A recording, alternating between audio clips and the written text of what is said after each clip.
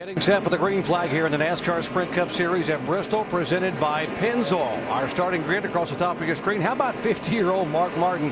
His 5th pole of the year, his 9th pole at Bristol, tying him with the all-time record with the legendary Cale Yarborough. Carrying a camera going over the wall tonight will be the front tire changer for Martin Truex's Chevy. It is Dennis Terry, who's got a Bachelor of Science, landscape architect out of NC State University. He's an architect during the week and a tire changer here on Saturday nights on the weekend in NASCAR.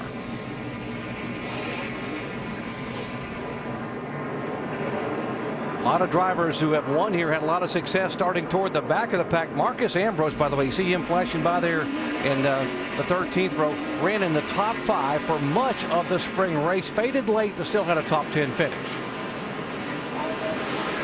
See Carl Edwards going by, starting 32nd. Carl has won the last 2 August races here, starting way back in the back of the pack. There's our in-race reporter, Jeff Burton, back in the 37th position. 1 to go. This is a go lap. Our race analysis, it is 500 laps on a half-mile track, 266 miles, pit road speed, a slow 30 miles an hour. And there's the pit window, almost about 150 laps. Well, that's how far the gas tank will take you. Some of these guys probably don't want to go that far under green. They'll count on pitting under caution. Okay, here are the keys on how to be a maximum driver, delivered by UPS. Now, the biggest thing here at Bristol is always keeping the fenders on the car and having something to race at the end. And the spotter is really key here. He has to look ahead for these guys here, because you get these chain reaction things that happen on the racetrack, and keeping those tempers in check, because you can sure get them riled up here. Woo, that can be hard to do. Folks, pull those seat belts tight on the sofas at home. They are 2x2 in Bristol, Tennessee. Thunder Valley, they call it the Coliseum of Collision, and we're going to turn them loose with a green flag. Oh, Martin gets loose and into Greg Biffle. Here comes Scott Speed on the inside.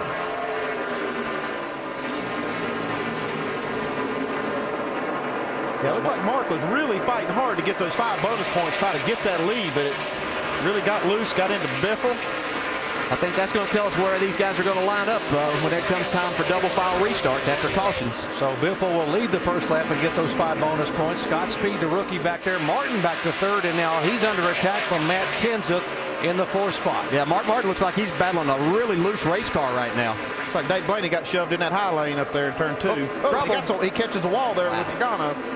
Trying to get back in line behind Logano, and almost took David Gilliland out.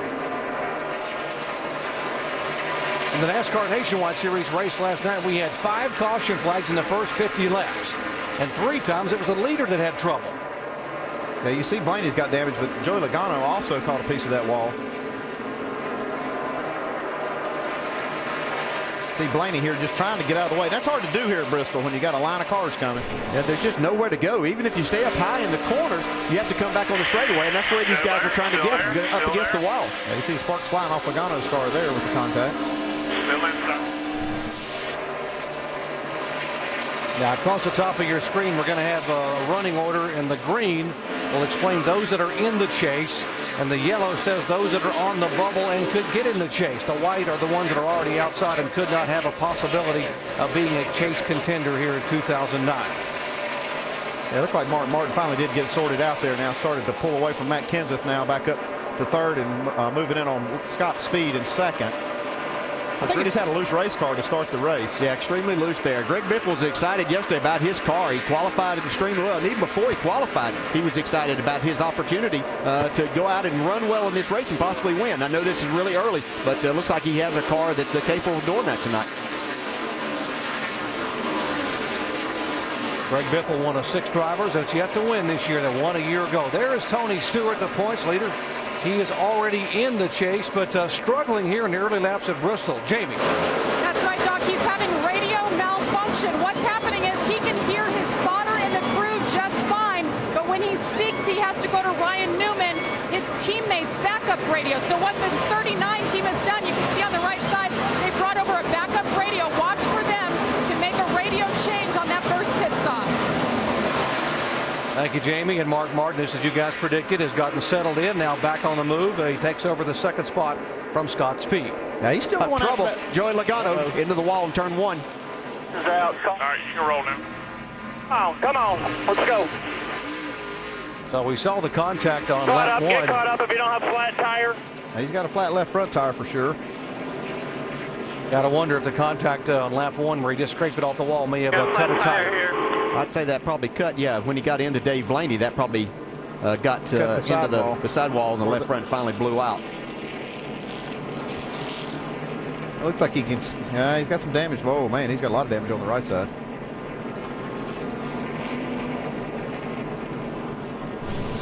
That we can watch as he's sailing into the corner here, looking back at Reed Sorensen. Just looking.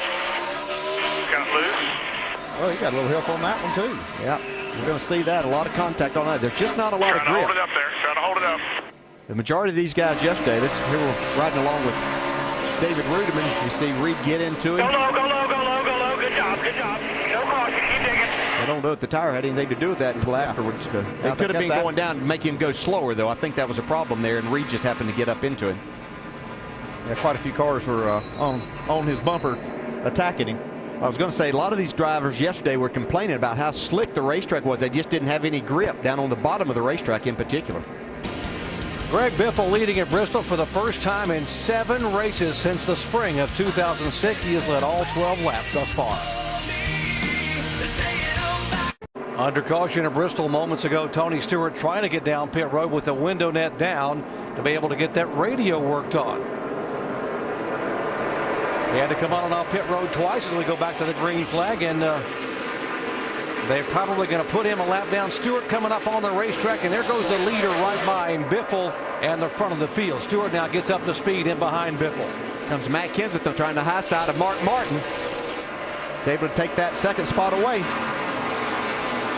I know if Mark Martin ever gets the lead, what lane he's going to choose on the restart. It'll be that bottom one.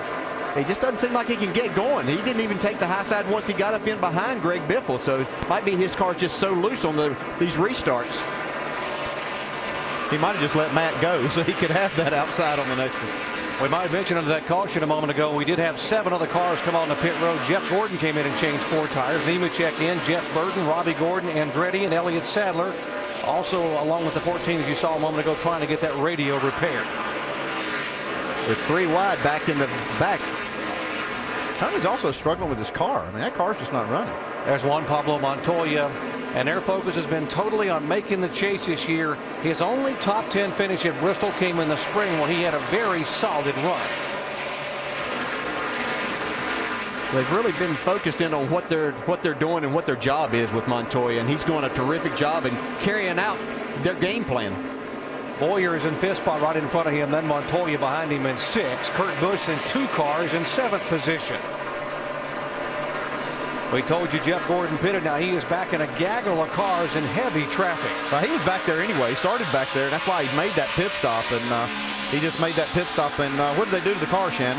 Well, you are exactly right, Andy. Steve Letarte told me today that their plan is to get off sequence as soon as possible. That is the only way they feel they will be able to get the track position and get Jeff Gordon up front. He qualified 33rd, restarted 33rd. There was a wedge adjustment and 4 tires on that pit stop.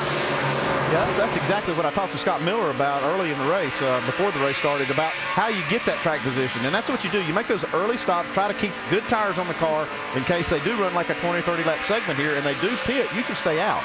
Yeah, the only problem, he's losing about a half a second a lap to the leader right now, who obviously has clear racetrack. And if you do that, it only takes 16 seconds to get around here. So that'll tell you, it won't take long before he's banging on your back bumper to lap you. And right now, Greg Biffle has a half a lap on this group right here. They're coming up off of turn 2, and Biffle's already past the start-finish line, heading into 1. The key thing you got to do in this position right here is try to put as many cars between you and the leader as possible. Just like Jeff's got a good amount of cars right there that Biffle has to go through before he gets to him. That's a little cushion, and if he can pass a few more right here, just all that does is help. Yeah, the more of these he passes, the better off he's going to be, and he looks like he's got his car a lot better right now as he goes around a number of these cars, and as you said, Andy, putting space in between. 07 car issues up across the racetrack. Dave. Yeah, there's your look right there, Doc. That left front tire is getting a rub from the fender there. That was contact with David Rudeman just a few laps ago. The worst factor for Casey Mears right now in that car is that he dropped to 15th from a starting position of 7th. And that's great camera work out of the 29 car right there, that in-car camera. You can see just how that tire was rubbing. Mears is in the 07 car, being shown in 15th position. Harvick is 16th behind him. You see Jimmy Johnson trying to move underneath David Reagan for a 17th spot. Jimmy Johnson's really trying to make this bottom side work and go around Kevin Harvick here. We haven't seen many guys pass on the lower part of this racetrack yet. The only one I'm seeing pass on the bottom has been Jeff Gordon. And now you see, looks like Jimmy Johnson is. They still haven't got him cleared though. His car's working. Nice on the run bottom. there. He's able to get back to the gas on that bottom side, and he's able to make that pass on Kevin Harvick. No surprise that Jimmy Johnson is good. That camera angle scares me right there. I don't like seeing that. Jimmy was the fastest car in the final practice session, just overdrove it a little bit in qualifying, which is the reason he started way back in 21st. Yeah, I talked to those guys down there earlier today. They were pretty confident they were going to have a good race car.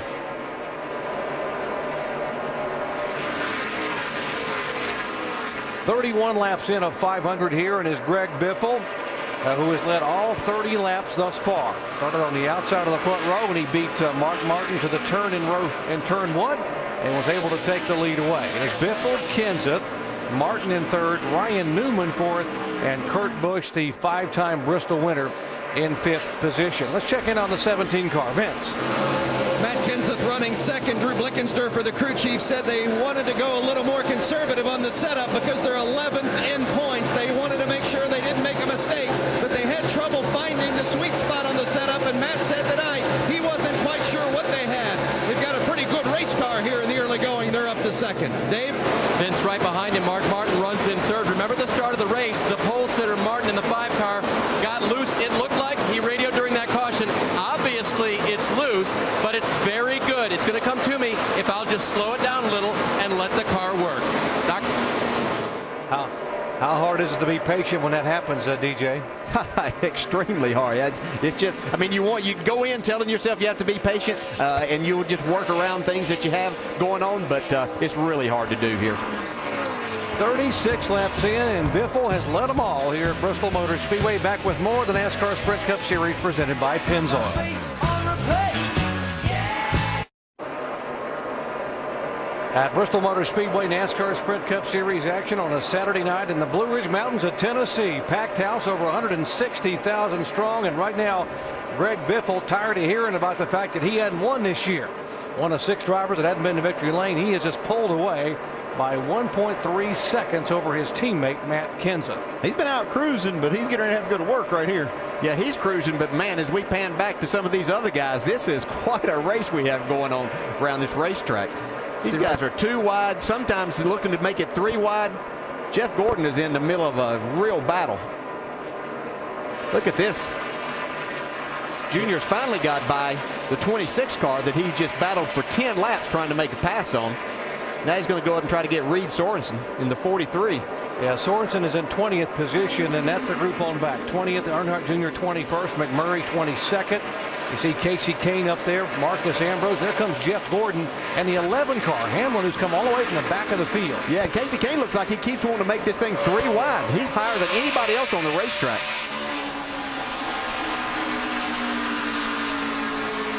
He's getting a really good run through the center and off the corner. You just can't get enough room to make that without getting squeezed into the wall. Marcus Ambrose down on the bottom. He's been there for at least 10 or 15 laps, kind of pinned on the bottom, and Gordon has been up top, and they just can't go anywhere, it seems like. Yeah, and as these guys race here, the leader's getting closer and closer to him. Now, he has probably 12 to 14 cars to pass before he gets to this group, but they will be getting the passing flag.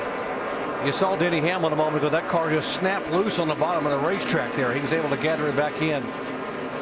Vince? Denny Hamlin qualified 41st, and as you mentioned, he's on the march. He's already picked up 15 spots.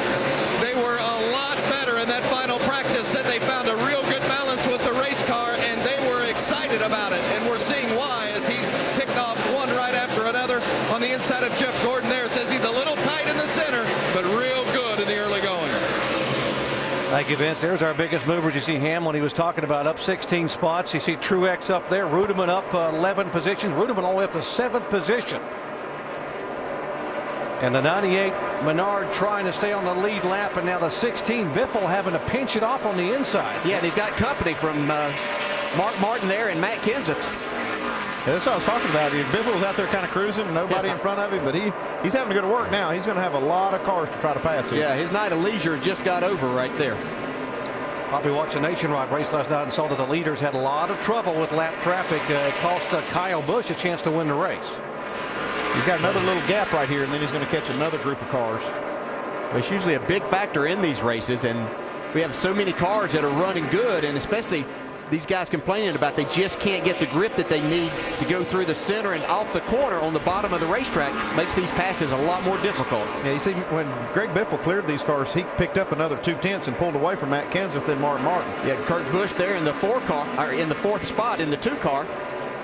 He's having a good night, Shannon. He sure is. Kurt Busch, a 5-time winner here, guys, but he has not won in the past 6 races. His crew chief told me we just have not been able to find a setup that Kurt likes with this new track configuration and this new track. Well, guys, I think they've hit on something tonight because he is very happy with this number 2 car. Good action all the way around this racetrack. There's the 07 car. Casey Mears coming off his best finish of the year. Both these drivers having good finishes at Michigan. Mears finished 6th. Earnhardt Jr. finished 3rd. And they are battling on the racetrack right now for 17th position.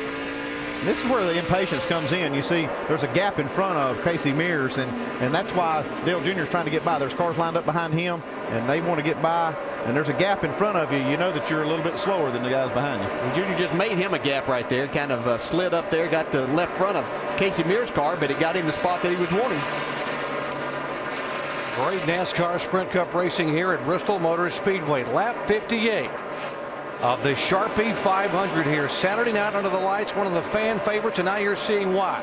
Battle for position. Mark Martin trying to take the 2nd spot away, but can't hold the bottom of the track.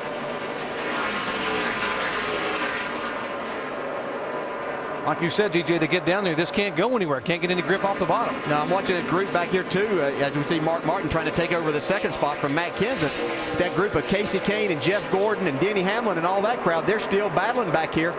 Casey Kane's gone from the top now down to the bottom. He was up beside Reed Sorensen but couldn't make the pass. Now he's starting to fall back and lose spots as Gordon's gone around him, as well as Michael Waltrip and Robbie Gordon now. And that has been an intense battle for like 40 laps, it seems like. And you can see that Denny Hamlin was up in front of Jeff Gordon, but he got in behind Casey Kane, and now he's stuck on the bottom. Looks like Gordon now got clear of this, and he'll have a little bit of clear sailing until he catches Reed Sorensen. Michael Waltrip back in 25th position. It looked like Mark Martin on the right side of your screen had moved in on the 17 car. Now the 17 is pulled away as we watch this great battle here. This is 23rd through about 31st. Now you see Jeff Burton in that group, Denny Hamlin, Sam Hornish, and then right behind him is Carl Edwards. And the buffer that these guys had, which was about 14 or 15 cars, is now down to only about 7 cars between them and the leader. Looks like Denny Hamlin got real loose off 4. Yeah, he got real loose and gathered it back up. He's got trouble. Yeah, he's got something wrong here. He got Left front. Left front. Left front's flat. Caution's out. Caution's out. Caution's out. It was just a matter of time before they were going to be beating and banging on each other, causing some kind of problem. Well, you can only be patient for so long in a situation like that. Your spotter's hollering. More tires and fuel, Patrick. Let's get 3 cents. The leader's coming. You got to go. And they don't have to tell you that. You want to go, but there's just nowhere to go, and you just can't get the grip that you're looking for. We can't just say, hey, get going? Yeah, let's go, guys. So Denny Hamlin had moved all the way from 41st starting spot up to about 23rd, and now has a tire issue and brings out caution for the 2nd time tonight. Yeah, he'll go a lap down right there getting that tire changed. Still a break for him for that caution to come out. Yeah, because if it had to come on to pit road, he was going to lose 2 or 3 laps possibly before they were able to get all of that changed. And even getting down to where he could get on pit road. Denny, the winner at Pocono a few weeks ago, finished 2nd here back in the spring to his teammate Kyle Busch.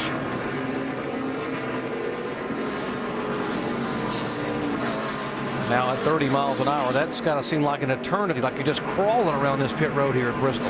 Got to come get tires now, don't you, Andy? Oh, yeah, they're going to come get them. You might see a few cars try to stay out here and gain a little track position, but and you might see some two tire guys, Vince. The 17 of Matt Kenseth, he says it's just a tick tight. It was loose early on, but tightened up through that run, and he actually liked the car a lot. They come in for these 4 tires and Sunoco fuel. Jamie? And Greg Biffle, your leader, had only led 1 lap coming into tonight, has led tonight the entire race. They're going to do 4 tires and a wedge adjustment in the right rear. It was loose early on, but it came around the longer the run went on. Shannon? Jamie, Kurt Busch said the car started off great. Now it's getting just a little bit tight in the center and a little loose off. They're going to take half a pound of air pressure out of the rear tires. 4 tires and fuel for the 2. Dave. Clint Boyer pits from 5th position. His car was tight. They'll make a wedge and air pressure adjustment. Mark Martin, bottom of your screen. He pits for no changes to his car other than full of Sunoco fuel and 4 fresh tires in the 5 car. Let's see who wins a race off of pit road. The 16 goes by. Here goes Martin. He'll go out second. So Biffle will win the race off of pit road. Mark Martin second, gaining a spot. Kurt Busch up a spot. And Boyer as well. Matt Kenseth back 3 positions. He was the first pit coming off the track there off of turn 2. Back in a moment.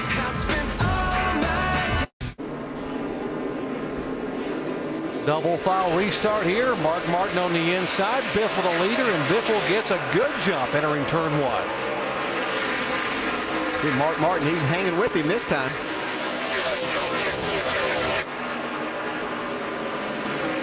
Mark Martin, by virtue of pitting here on the front straightaway on pit road, was credited with leading a lap during that caution a moment ago, so he now has those 5 bonus points, which takes a little pressure off him trying to catch the leader now and get up front. Yeah, and that happened because Greg Biffle stopped on the back straightaway at his pit stop. So as they came around, Mark was the first car with everybody pitting. That's how he got his bonus points. So once again, qualifying well has its advantages. Yeah, I can't believe every single car on the lead lap pitted there under that caution. Nobody tried to stay out and gain any track. Except for Tony Stewart. He got the wave around, so he's back on the lead lap, but he didn't get tires or anything there. Great battle for 3rd position here. Clint Boyer and Kurt Busch side by side the last 2 laps.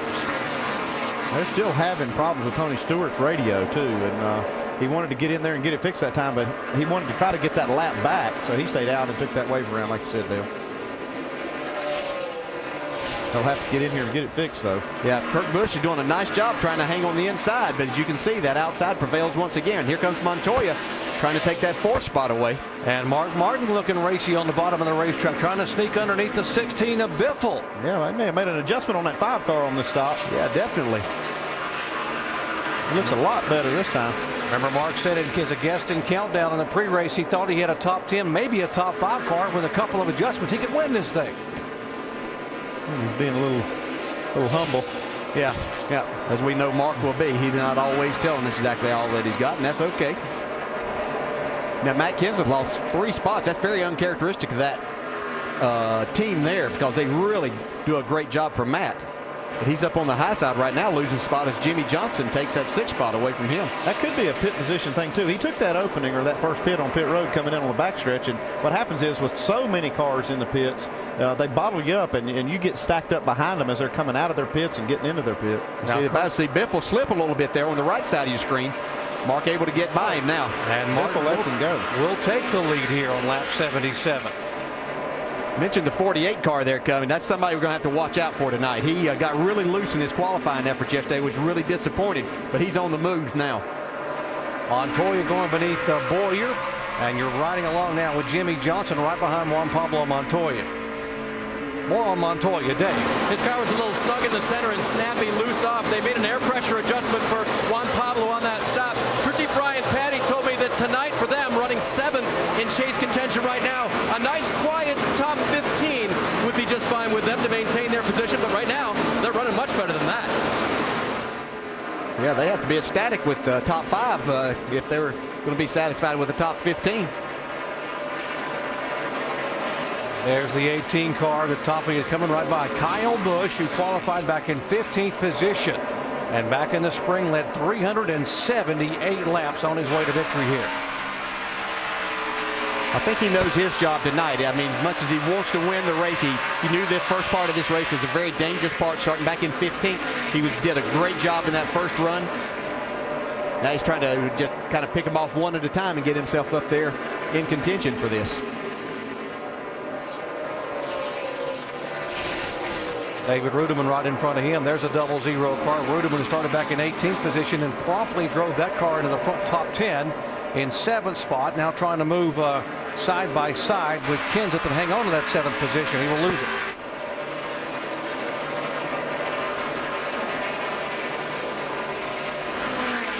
See this battle. This is just really difficult for these guys to make a pass on the inside or to hold a spot on the inside. Somebody gets that outside position. See Jeff Gordon on the left still fighting big time, trying to get by a lot of good cars. That's Brian Vickers in the 83 car. That's 18th, 19th, 20th, 21st, and 22nd on your screen on the left side. Of course, the battle for 7th on the right. You can see Kevin Harvick really getting the gas and pull away there, but watch Robbie Gordon make a run back on the outside. Harvick got a little better run off the corner that time. He got a little loose off of 4 the previous lap. Jeff Gordon takes that spot away from Robbie Gordon. Sets his sights on Kevin Harvick. See Matt Kenseth losing 2 spots there to Rudeman and Kyle Busch. Now Kyle turning left, trying to go underneath the 00 and can't make the pass. And Rudeman's got a good race car. Rudeman's got a very good race car, doing a nice job with it. You can see Kyle Busch has a good car too. His car cuts through the center of the corner and able to get off that corner very well. Watch and see if Kyle Busch is able to make a pass on the inside. Something we haven't seen done too much. He's not able to do it that lap. While you're watching this, we'll tell you that Mark Martin has pulled away by about 10 car lengths over Greg Biffle. Now Martin has gotten the lead. It is Martin, Biffle, Kurt Busch, Montoya, and Jimmy Johnson, the top 5. You know, it might have been that Mark's car just didn't like those scuffed tires that he had to qualify on yesterday, that they get these stickers on a slight adjustment, and they've really done a nice job. Mark Martin is a 2-time winner in Bristol, Tennessee. His last win came 11 years ago in 1998.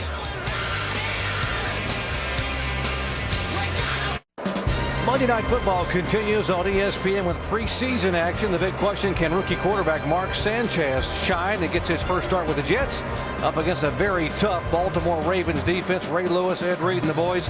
Monday Night Football preseason game on ESPN Monday at 8 o'clock Eastern Time. Mike Tirico and the guys. Coverage begins with Monday Night Countdown at 7 o'clock Eastern Time. Up front, Mark Martin is our leader. There's the 5 car who was the pole sitter. In second position is Kurt Busch, the 5-time winner here at Bristol, coming off that disappointing 36th place finish at Michigan.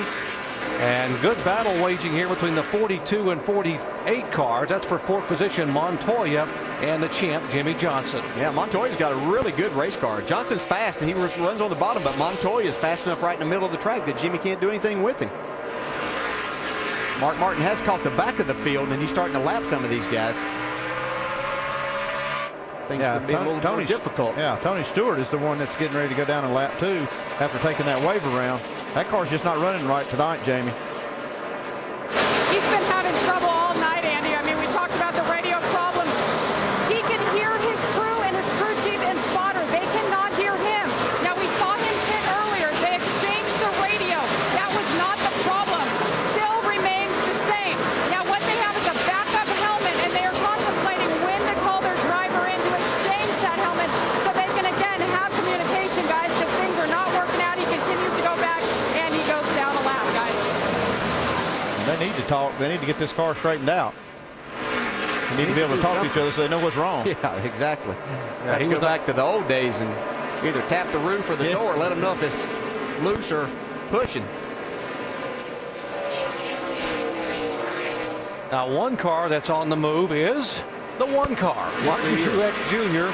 And you talk about being a lame duck driver. He's leaving his team at the end of the season, going over to Michael Walker for 2010. But he wants to win one more for these guys, and these guys want to get to victory lane. And he's got this baby high, wide, and handsome, guys. I'm telling you, he is up against the wall and digging. He's really getting a run, carrying a lot of speed through the center of the corner, but he's by far the highest running car on the racetrack. And he's done it since really the first lap of the race. He was the first guy to go up there, and he's been committed to it. And now running the bottom of the racetrack is the 17 car of Matt Kenseth, and he's dropping back a little bit. He's being shown back in 10th position, and what that does now, it puts him back on the bubble, 12th in the point standings. Vince. Well, Matt was disappointed with the pit stop.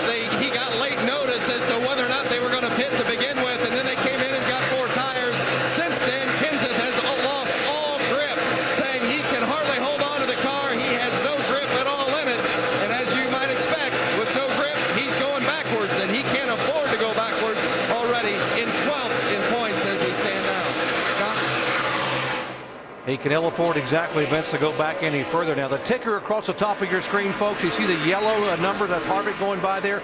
These are cars that still have a mathematical opportunity to make the chase. The ones that are in the green are the ones that are currently in the top 12 in points and right now inside the chase criteria for making the chase for 09. Back up front, Mark Martin, the pole sitter, trying to get his 5th win in 2009. He got his 5th pole here yesterday afternoon. That's the Ford car of Scott Wimmer. And that car very popular in this part of the country. The Morgan McClure race team that Ernie Irvin first carried to victory lane here back in the 90s. And now getting back and hoping to be able to get back and run on a regular basis in NASCAR Sprint Cup competition. Guys, I watch this race and see these guys. You see Mark Martin on the bottom of the racetrack leading the race. We talked about Martin Truex, who's picked up another spot up to the 7th, up against the wall. It takes me back to the days when I first started. This was an asphalt racetrack, and you could run everywhere on this racetrack that you wanted to. It was just a blast to run, and that's what it looks like we're having here tonight. And what about the guy who won this race a year ago and this race 2 years ago? Carl Edwards, who started back in 32nd position. There's the 99 car. Well, he's struggling a little bit tonight.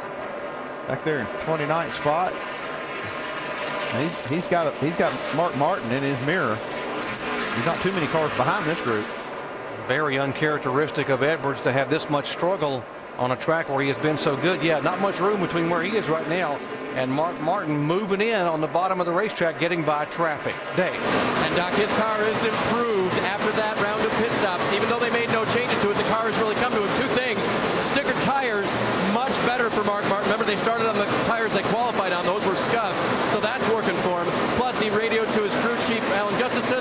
The balance is just right. That is music to a crew chief's ears. Shannon. Well, Dave, it was the tires that were an issue for the 2 team of Kurt Busch when he first started this run. He said he felt like these tires were a little tighter than the ones on the previous run. The car is starting to come to him as he is hunting down the leader. Like I said before, this is a 5-time winner here, so Kurt Busch certainly knows how to get it done at Bristol.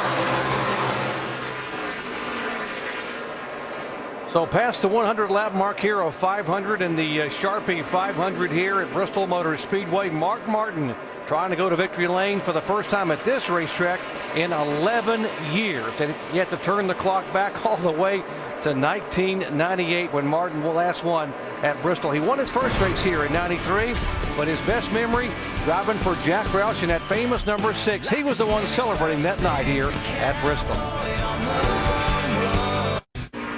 Now Sprint brings you an inside look at today's NASCAR Sprint Cup Series race on the Now Network. Our current top 3 in points. Tony Stewart is our points leader. Our second in points right now is being shown as Jimmy Johnson. And third will be the 24 of Jeff Gordon. And the top speed now here at Bristol on the half-mile track. What do you think it is, folks? 132 miles an hour. That's flying on a half-mile racetrack. Yeah, this straightaway is not very long here. Carry a lot of speed through the corners. For more NASCAR stats, in-car audio, and live race radio, check out NASCAR Sprint Cup Mobile at sprint.com/speed. Now, Carl Edwards, guys, getting lapped by our leader, Mark Martin. Vince. Well, Carl Edwards, they've been searching all weekend and haven't found it. He came in on that last pit stop. They made wedge and track bar and air pressure adjustments, and he said the car was really good, and then it changed. Listen. Yeah, something's wrong with it, Bob. It runs great the first couple laps. It's like we got camber messed up or something. Super tight. He's won this race the last 2 years, but they got a lot of work to do if he's to contend for a 3rd straight victory, Doc.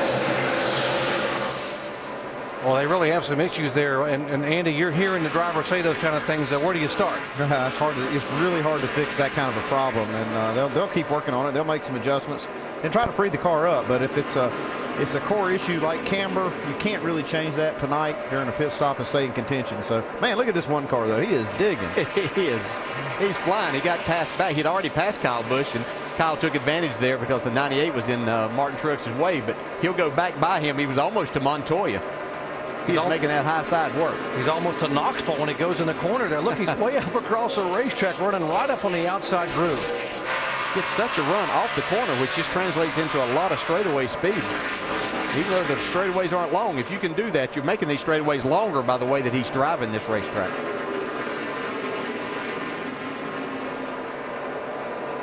Used to call that the Harry Gant line at a lot of racetracks because Harry Gant, the noted short track racer, and the guy you were the crew chief for many years, Andy, he loved running right up against the wall. Man, he did. I call it the championship groove up there, man. He could get up there and dig.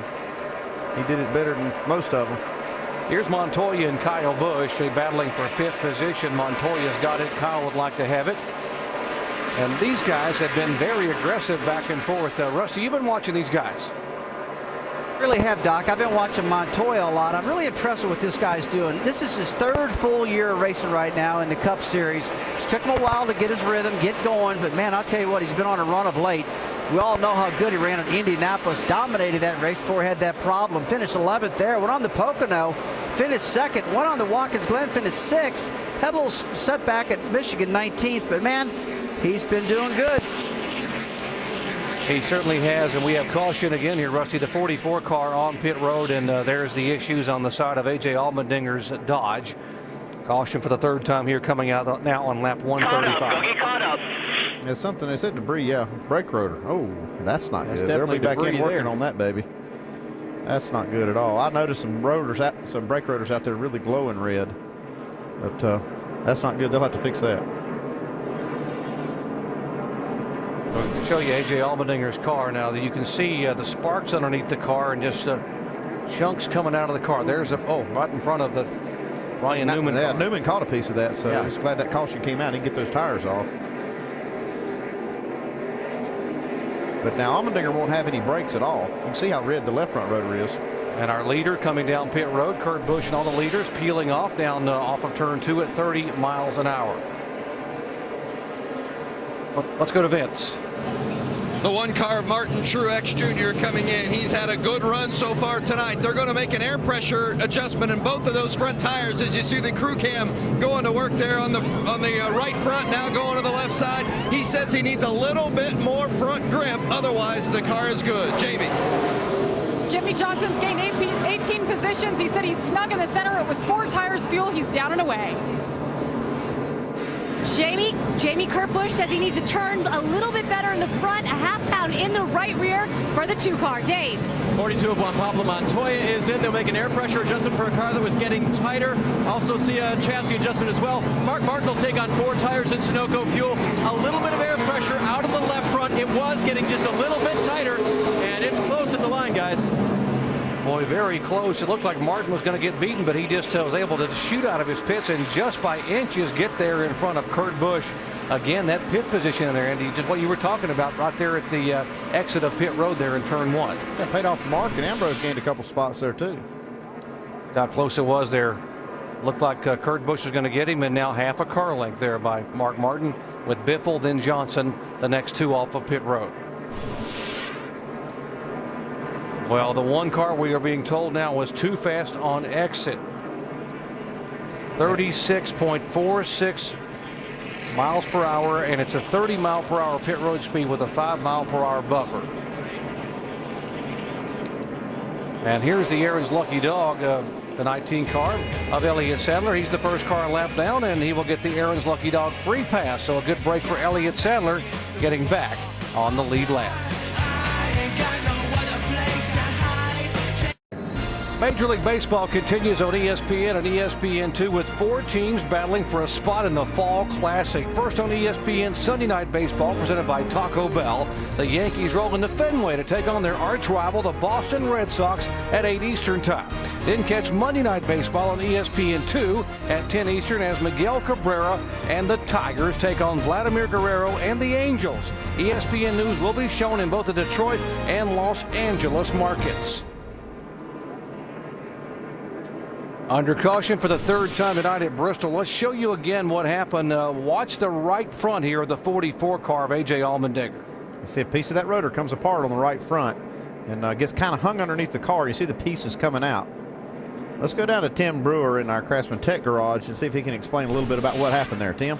Thanks, Andy. Folks, take a look at the difference in the width of the rotors. This is a conventional package that we would run at a place like Atlanta, some of the intermediate racetracks. But look at the width of this particular rotor right here. And Andy, what I'm going to say, those guys sacrificed just a little bit of durability because rather than coming up here with a big, thick rotor, They came up here with a little bit lighter package, and what that did, it didn't withstand that heat. And that's the reason I think that brake rotor failed. It's always amazing to me that they take as much heat and abuse as they do. I mean, without braking. So I'm not really surprised when you see one come apart. Yeah, and this used to not be a high braking racetrack, but since they changed the racetrack a little bit, and with this particular car, it seems to be more of an issue. As we see Tony Stewart exiting. He continues to have issues. And if you just joined our coverage, Tony is being shown a lap down here in the 14 car, back in 38th position. He has no radio communications, and and they certainly are having issues down there in the Stewart pits. Tony, stop there at the start-finish line. Well, Doc, they did not exchange the helmet. They had Tony come in for a second time in a row just now. They had a crew member leaning across him trying to plug in his helmet, plug in the radio to his actual harness. They still have not heard from Tony, but he is hearing the team. Now, Tony has stopped here to get a lap back here. He had been on and off pit road. He's actually giving a lap back. Actually giving a lap back here to the field. He came off pit road and came up on the racetrack, so NASCAR holding him to let the field come by.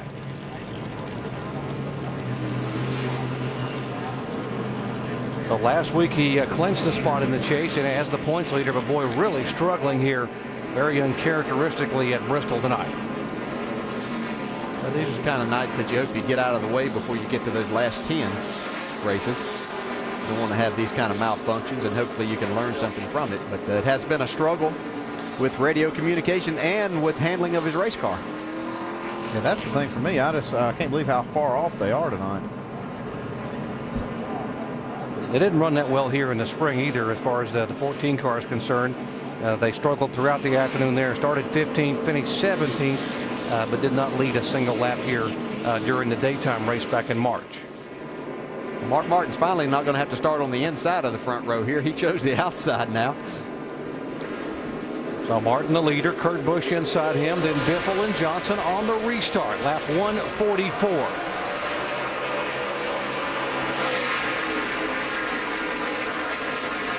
Johnson trying to take advantage of that outside lane here. Yeah, Kurt Busch's car had been good on the inside for a few laps, though, so see if he's able to hold him off. Johnson fights back, though, on that high side. Jimmy Johnson has a fast car. We said early on that he was somebody to watch. All the way from 21st starting spot, Jimmy Johnson now will take the second position away. We just joined our coverage. We've only had 2 leaders thus far. Greg Biffle led twice for 76 laps. Mark Martin now has led twice for 70 laps. The ticker across the top of your screen, the yellow indicates drivers that are eligible, at least mathematically eligible, to get in the chase. With now 2 more races to go, and the ones that are in the green are the ones that are currently in the top 12 in points.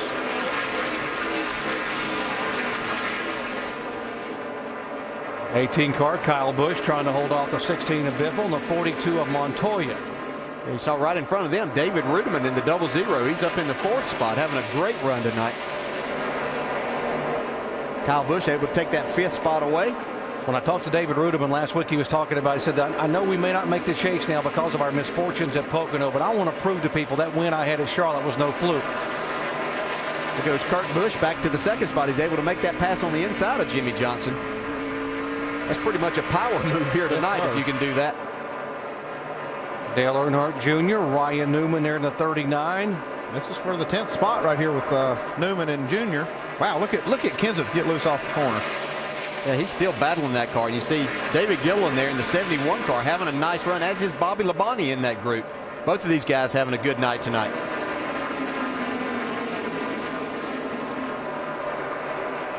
And Jeff Gordon back at the back of this group there, right behind Bobby Labonte's car.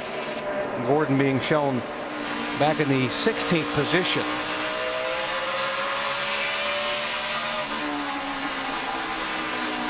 Up in front of this group, Matt Kenseth's just having a horrible time with that race car. Just can't seem to find grip in the center or especially the exit of the race car, or of the racetrack. Vince?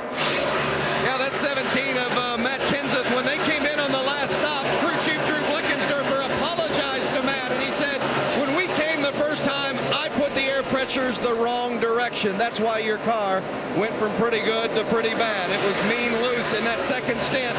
It doesn't look to be a whole lot better here in this one, but he is trying to hang on and make the best of it. Dave? That red car, Clint Boyer, trying to fight his way back into the top 10 where he was, even with a tight race car. But on that last pit stop, they had lug nuts pop off, and they had to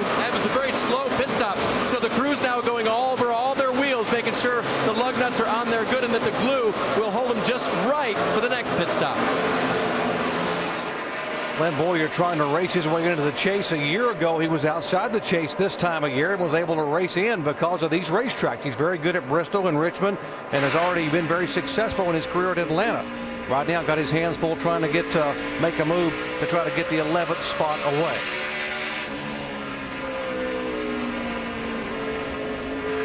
Just to give you an update, Tony Stewart, he is 2 laps behind now.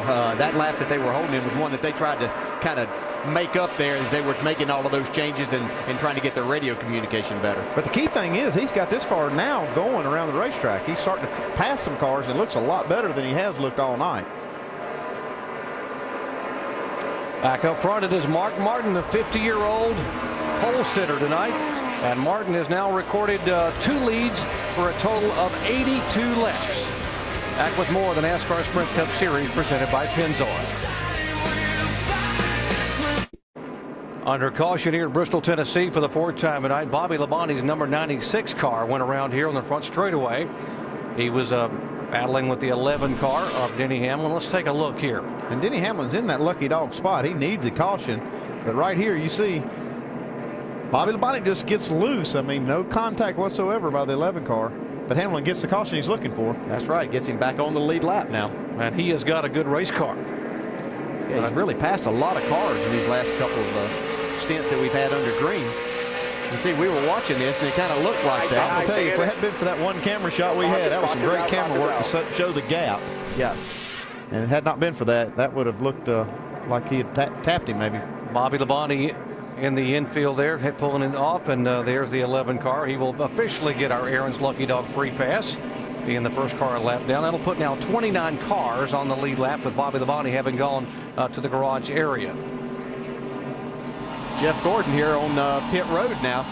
They're still trying to get off sequence of these other guys. What do you think, Andy? Well, they've gotten off sequence a couple of times and didn't take advantage of it, but here they are again, Shannon. Yeah, guys, they're still working on the handling of this race car for Jeff Gordon. Too tight is the word that he's saying right now. He says it's not rolling the middle, so they're going to continue working on that chassis right there, a wedge adjustment on the right side. 4 tires for this 2014. They're trying to not only get on pit sequence, but they are adjusting this car as much as they can to get it right for Jeff. Dave. Casey Mears says the front is bouncing, the back end doesn't feel it's in the track at all. Track bar adjustment, 4 fresh tires, spring rubbers in both rears. Really struggling to get this car on track, guys. Also in was the 17 car of Matt Kenseth, who had a handful of a race car. He came down, as you saw, Jeff Gordon. Here's a 99 of Edwards in. Vince. Carl Edwards has been having trouble with this race car throughout the course of the evening. They've not made up much ground from their 32nd starting position. You see, it's a 4-tire change. He's also been working the brakes very hard. Bob Osborne's been warning him, don't be too hard on those brakes. Jamie? And Darian Grubb, crew chief for Tony Stewart, trying to communicate with his driver. Tony's using hand gestures. All that Darian knows at this moment is that Tony is tight. He doesn't know to what extent. You see them handing another radio to Tony. You see the cords hanging out. Nothing they have done tonight has worked yet. Now they've lowered the jack. They're handing it to his driver. Tony's got to mess with it. He's hammered down out of here, guys. He's got a handful of wires and a radio. You know, I'm not sure the way they're running, they want to hear from Tony right now. They may not want a radio where he can talk to them, because he's got to be fired up and pretty upset. Back in a moment. Got a packed house here in Bristol, Tennessee. NASCAR Sprint Cup action presented by Pennzoil. Getting set to go back to green flag racing. Mark Martin is our leader. It's chosen the outside on the double file restart, and he hammers the throttle and pulls Kurt Busch by about a car length entering turn 1. Boy, look at Kyle Busch work the top. Just no respect for his older brother, just zipping right by him. And now Kyle trying to work the high line. He's going to be on Mark Martin right here. He's got a big run going. He is. Man, all the way to second on that. And Mark move up to try to block a little bit of that speed coming at him. Kyle almost gets in the wall off turn 2. Yeah, had to get out of the throttle. Whoa! How about that? How about that little move? Well, how about brothers? Yeah. Guess they don't agree on everything as brothers. Now, boys, see Ruderman still up there in that high line, running good, still here in the top 5. Jimmy Johnson now trying to work on the inside of the 00 for position. Good look ahead at the Busch brothers in front of them. So I'm not sure if I want to get up there and play with those guys. Here comes Ruderman trying to go to the outside of Kyle Busch.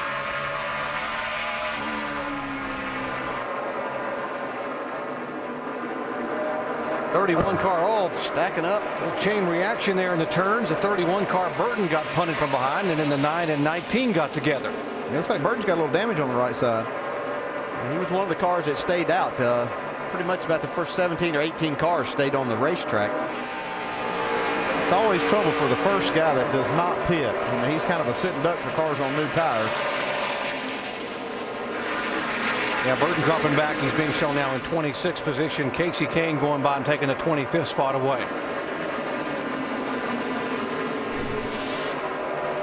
See this contact here from behind. See a little contact right there. I believe we're going to see a little bit more right here as we get off turn 2. Well, really, Jeff just kind of got loose up there. Yeah, I think Gordon was making him a little loose. But Gordon's got a fast race car, and that pit stop right there has put him on the move. He's at the 14th after that pit stop. Still have 29 cars on the lead lap. Denny Hamlin, you know, right now showing in 29th position. And 42 and 47, Ambrose and Montoya. I'm going to tell you, Montoya doesn't need to get in any push and shoving match here tonight. He needs to. No. This is one of those parts of the race that you got to just keep that temper in check. Yeah, Ambrose in the 6th spot. How about this guy? This isn't a road course. What's he doing up there? And back in the spring, Marcus Ambrose ran in the top 5 for much of the afternoon, only to fade late and finish 10th. Shannon. And it was a great weekend for the 47 team. They were 3rd in happy hour. They made no changes to this car before the race started after that happy hour practice. Marcus Ambrose says the car is really good. If you guys couldn't tell by where he's racing right now, just a little bit tight in the middle. Well, I'm going to steal Andy Petrie's line on Marcus Ambrose. This young man is a wheel man. He can wheel this thing. Yeah, and I said what I said in jest because he does a terrific job driving this race car. Learning his first year in this series, doing a fantastic job. We mentioned there are 29 cars on the lead lap. Why is that important? Because the 99 car right now is the first car a lap down. Carl Edwards. He's in a hornet's nest, too. Look at this. Trying to stay out. If he can stay out of trouble long enough and we get a caution flag, he would get the lucky dog. Yeah, if he's not the caution flag here with all these cars. And they were 3 wide there, splitting Junior. Man. Let's update the 88 car. Dave.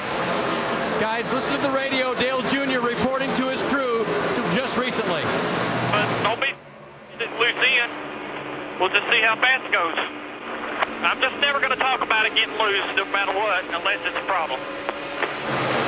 Just battling a little tight right now. He said, you know, as long as we can get it loose, it won't be a problem with him right now. The good news is that they passed so many cars tonight. Remember, he started 27th, got shuffled a little bit on this restart, but he's passed cars tonight, guys.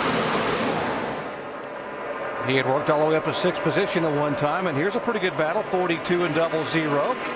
David Rudiman has a good race car. Montoya getting a little more aggressive than maybe some believe he should be. Right now, solidly in the chase. Well, you still got to go after it. You can't just sit there. You know, he sees a car that he can pass. He's trying to take advantage of that. Ambrose has gone on past David Rudiman and taken that 5th spot away. Now Ambrose goes into, Montoya goes into the 6th spot. Yeah, there's nothing wrong with racing hard for these spots, but you just got to make sure that you don't get caught up in it. And you don't ruffle anybody's feathers that's outside of that doesn't have anything to lose by paying you back at some point in time tonight.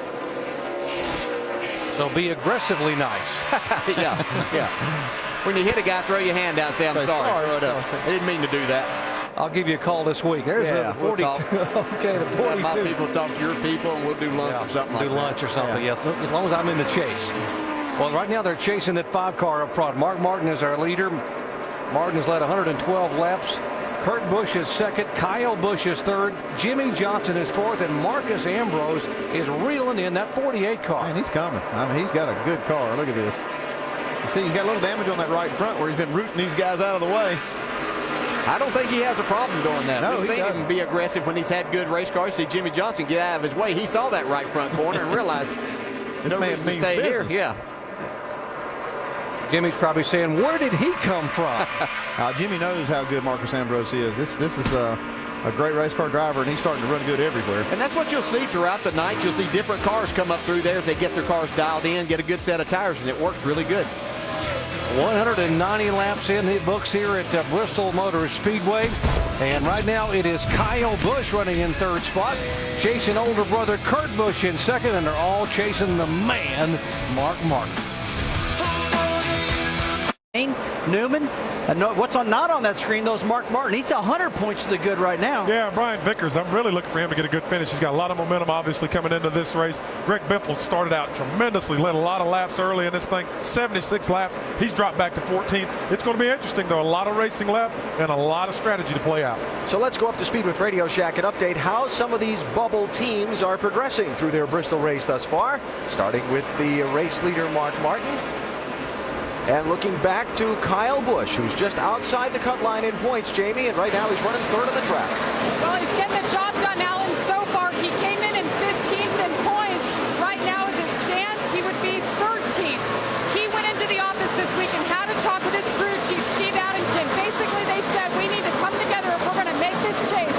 Steve told Kyle, you need to explain to me what your car is doing. Don't give me short answers. Tonight, he has done just that, and they have worked on this car, and it has come to life. Dave? Clint Boyer running 11th on the track. Jamie has lost a position in his chase contention, now shown 15th, and he's lost some points. Tight race car all night long. They can't seem to get it right, and they really thought they had a good piece for tonight. He started 6th. Shannon? Dave, Ryan Newman holding steady 9th in the points right now. Crew chief Tony Gibson told me, of course they're nervous about where they are, but he realizes that all of the guys around him on that chase bubble are in this same exact bubble. Those guys have good days, and they have bad days, just like the 39. But the 39 today, it's pretty good, just a little bit loose on that car. Dave? And then there's the 17 of Matt Kenseth. He currently sits on the bubble, 12th in points.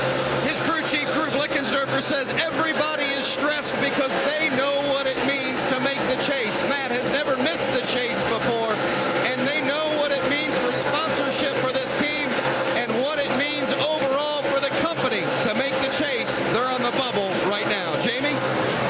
Well, the night started out pretty good for Greg Biffle. Started second, led a lot of laps here. Before, he'd only led one lap at the night race coming in. Car has fallen off a little bit, but they don't want to take big risks and make big changes. They need to secure the top 12 guys who are hanging on. They need to stay there in those top 12. Vince? And the 83 of Brian Vickers. No car other than Tony Stewart has gained more points in the last 6 races than Brian Vickers. But it's a tough night tonight, and he's actually lost a spot down to 14. There's his crew chief, Ryan Pemberton, on the right. Pemberton says it makes you sick to your stomach when you come to Bristol because you know you can't control your fate. And then toss in the chase on top of that. It's a tough night for everybody. Jamie? And Casey Kane running 27th right now. All night he's been saying he's just a big type. They made wedge, track bar, air pressure adjustments to try to get this car to come to life, but he's still lingering back there mid-pack. Alan? All right, Jamie, thank you. And Mark Martin, who came in on the cut line tonight, started the race 12th in points. He's leading this event as they run now. Mark Martin shows 8th in the championship standings and goes from 12 points up on 13th to 100 points. But there's a long way to go in the night race at Bristol. Mark Martin currently leads the NASCAR Sprint Cup Series at Bristol, presented by Pennzoil. But Martin is in heavy traffic trying to get by his former teammate Jeff Burton, and behind him the 2 car running in second spot is Kurt Busch. There's the 9 car. Casey Kane now on lap down. And just behind Casey Kane, you see that 47 car? That's Marcus Ambrose. He is now in 3rd position. And the last few laps, that 47 car has been the fastest car on the racetrack. He's been bearing down on these leaders, but now this traffic has kind of stopped his progress just a little bit. You can see he's hung up behind a couple lap cars now. Now, a few laps ago, you know, the 47 car actually was able to get around the current champ, Jimmy Johnson.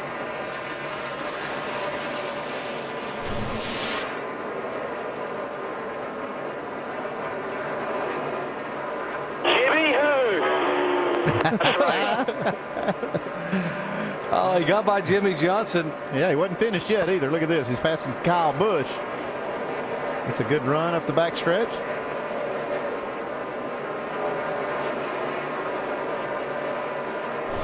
And now he is trying to chase down the 2 cars in front of him, the 2 car of Kurt Busch and Mark Martin. I guess they might have radioed Mark Martin, said that 47 car is coming because Mark turned the wick up a little bit that last lap out. Well, he's trying to, but he caught Jeff Burton about 10, 12 laps ago, and he's not been able to get by him yet. Mark's been running the bottom of the racetrack, and Jeff's been down there, as we see here. Oh, almost contact right there. Yeah, and Burton's doing everything he can. He's doing the right thing to try to keep his car on the lead lap. Let's check in on the 5-car, Dave. Yeah, what he doesn't need is that fender to be rubbed right there, being very patient right now and careful through traffic. However, his car is tight in traffic. Mark even said real tight. Then he corrected himself to crew chief Gustafson, and he said, well, that's really just because the tires are so old and we're in traffic. And Alan said, yep, I agree. Yeah, Mark said that because he doesn't want him to over-adjust for this condition, because he knows that this is temporary and the car's been really good otherwise. Yeah, each time he's been able to pull out on these restarts and get him a nice, comfortable lead. And the only time they really challenge him is whenever he does get in heavy traffic. Man, with the traffic there, both the 2 and the 47 moving in. Look at Ambrose just now a car length and a half back behind Kurt Busch. Well, Ambrose really caught on well to this racetrack. Yeah, he has. See, Mark, he's pretty much married to that bottom of the racetrack. That's where his car really seems to be good. Obviously, the shortest way around, but he's really made it work. But whenever he catches traffic, it's a little bit of a struggle for him. It'll be 20 laps away from half. We are almost a halfway, 20 laps away from halfway here in the Sharpie 500. And Mark Martin has led twice for 152 of 228 laps.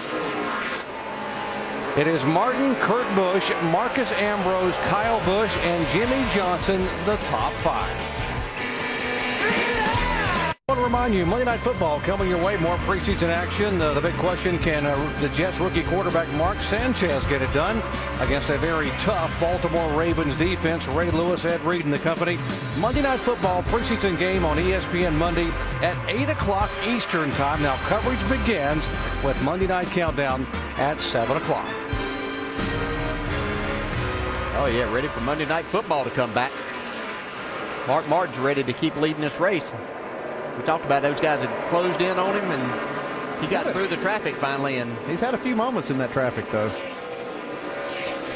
Mark Martin got to be careful he doesn't fumble here, because he's trying to get in the chase, and this trying to be very careful. A moment ago, a little bit of a tire rub here. Yeah, you see, he's just struggling with these lap cars. He gets into Scott Speed a little bit with that right front. It doesn't look like it's causing any trouble yet. Good thing that seemed to be was that's tire against tire, so a lot of times that's the best scenario if you're going to rub.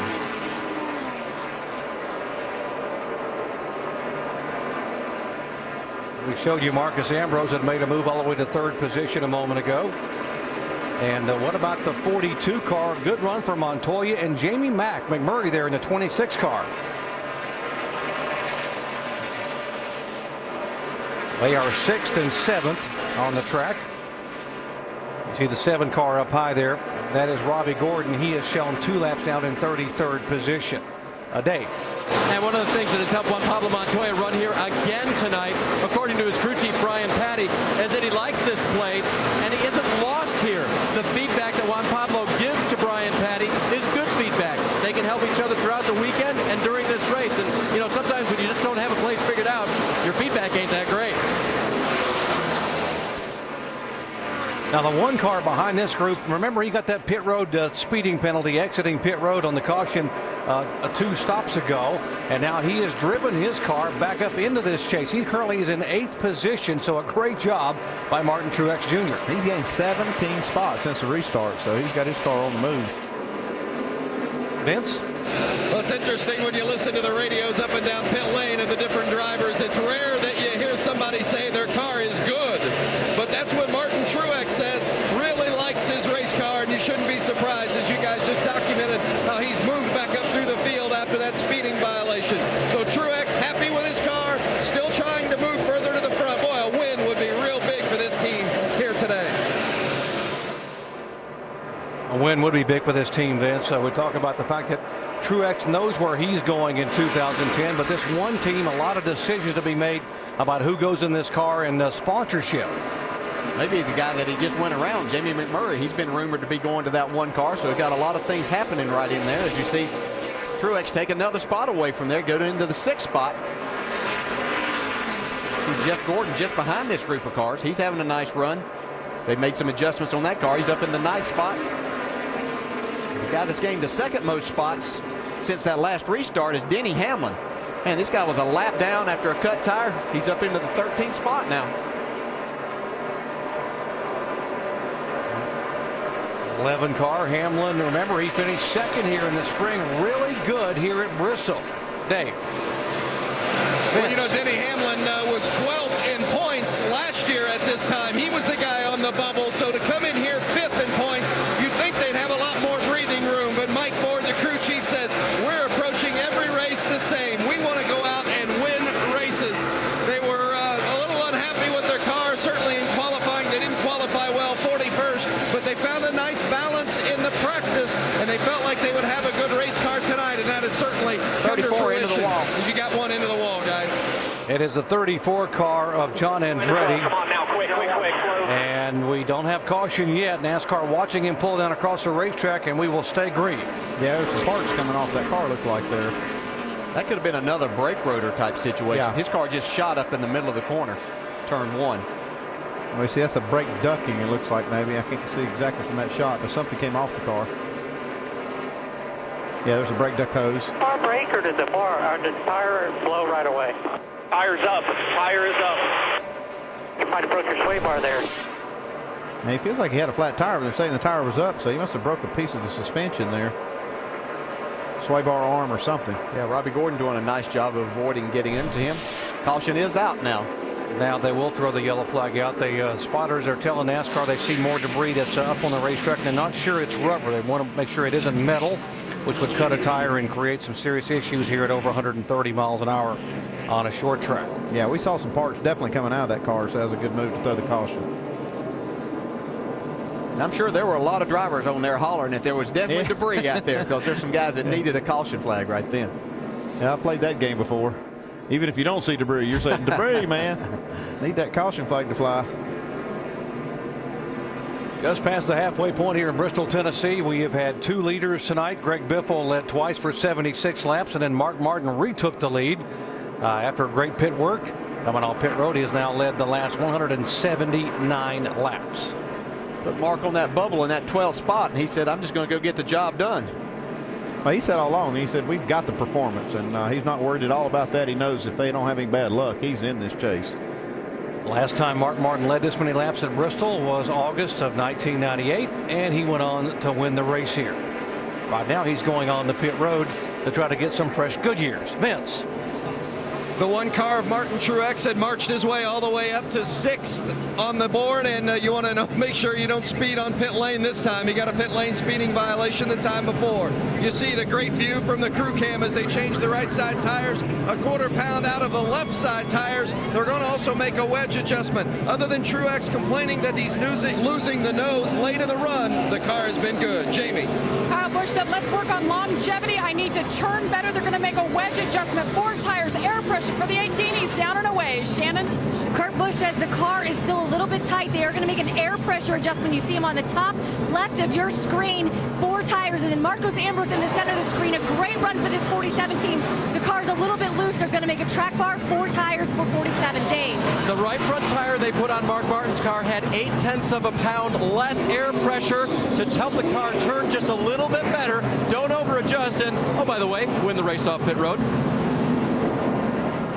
And everybody taking 4 tires there. You see Jimmy Johnson, good work on pit road. He will gain 3 positions, and Matt Kenseth up 5 spots.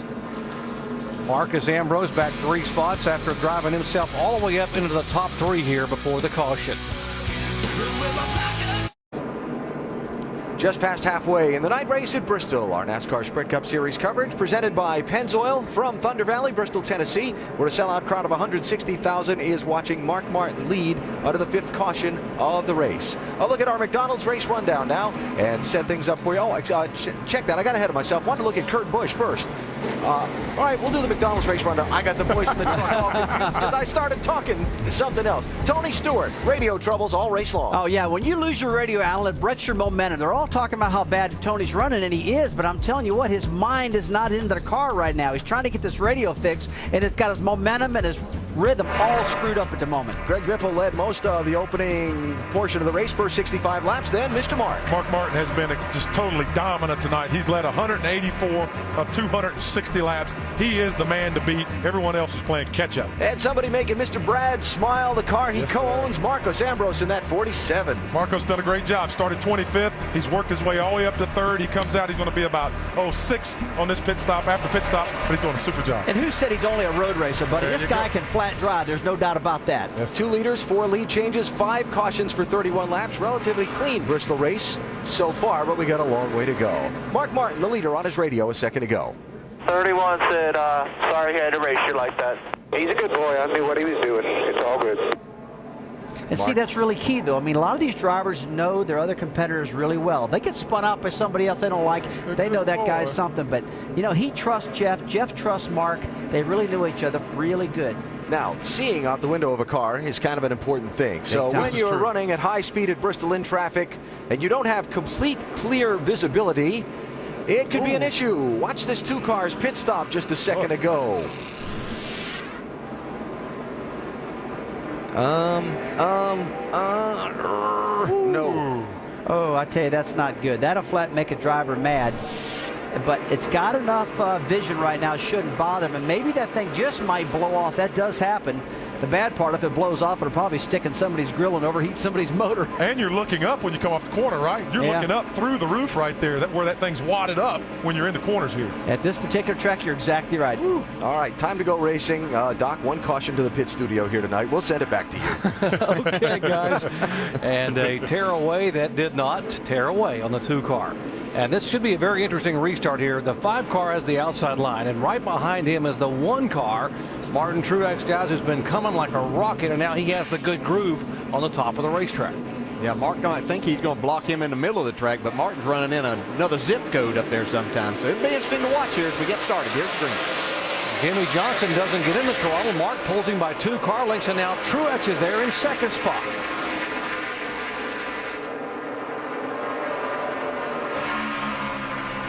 Mark's got that baby hooked up on the restarts and everything else right on the bottom of the racetrack.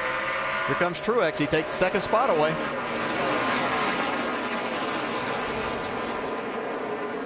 That's pretty impressive for Martin Truex to get that penalty and before right here about halfway to get all the way back to 2nd spot.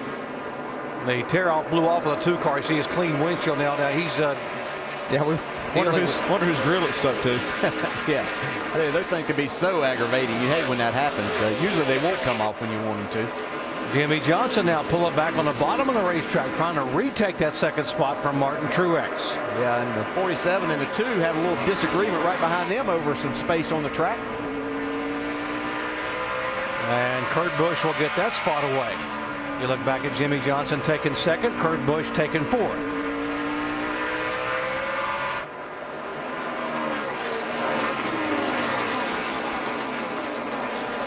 Now that we talked about the tear-off flying off the 2 car, and the good news is it did come off for Kurt Busch. The better news for the people behind him is it didn't get on anyone's grill. Okay, there it goes. Up and away.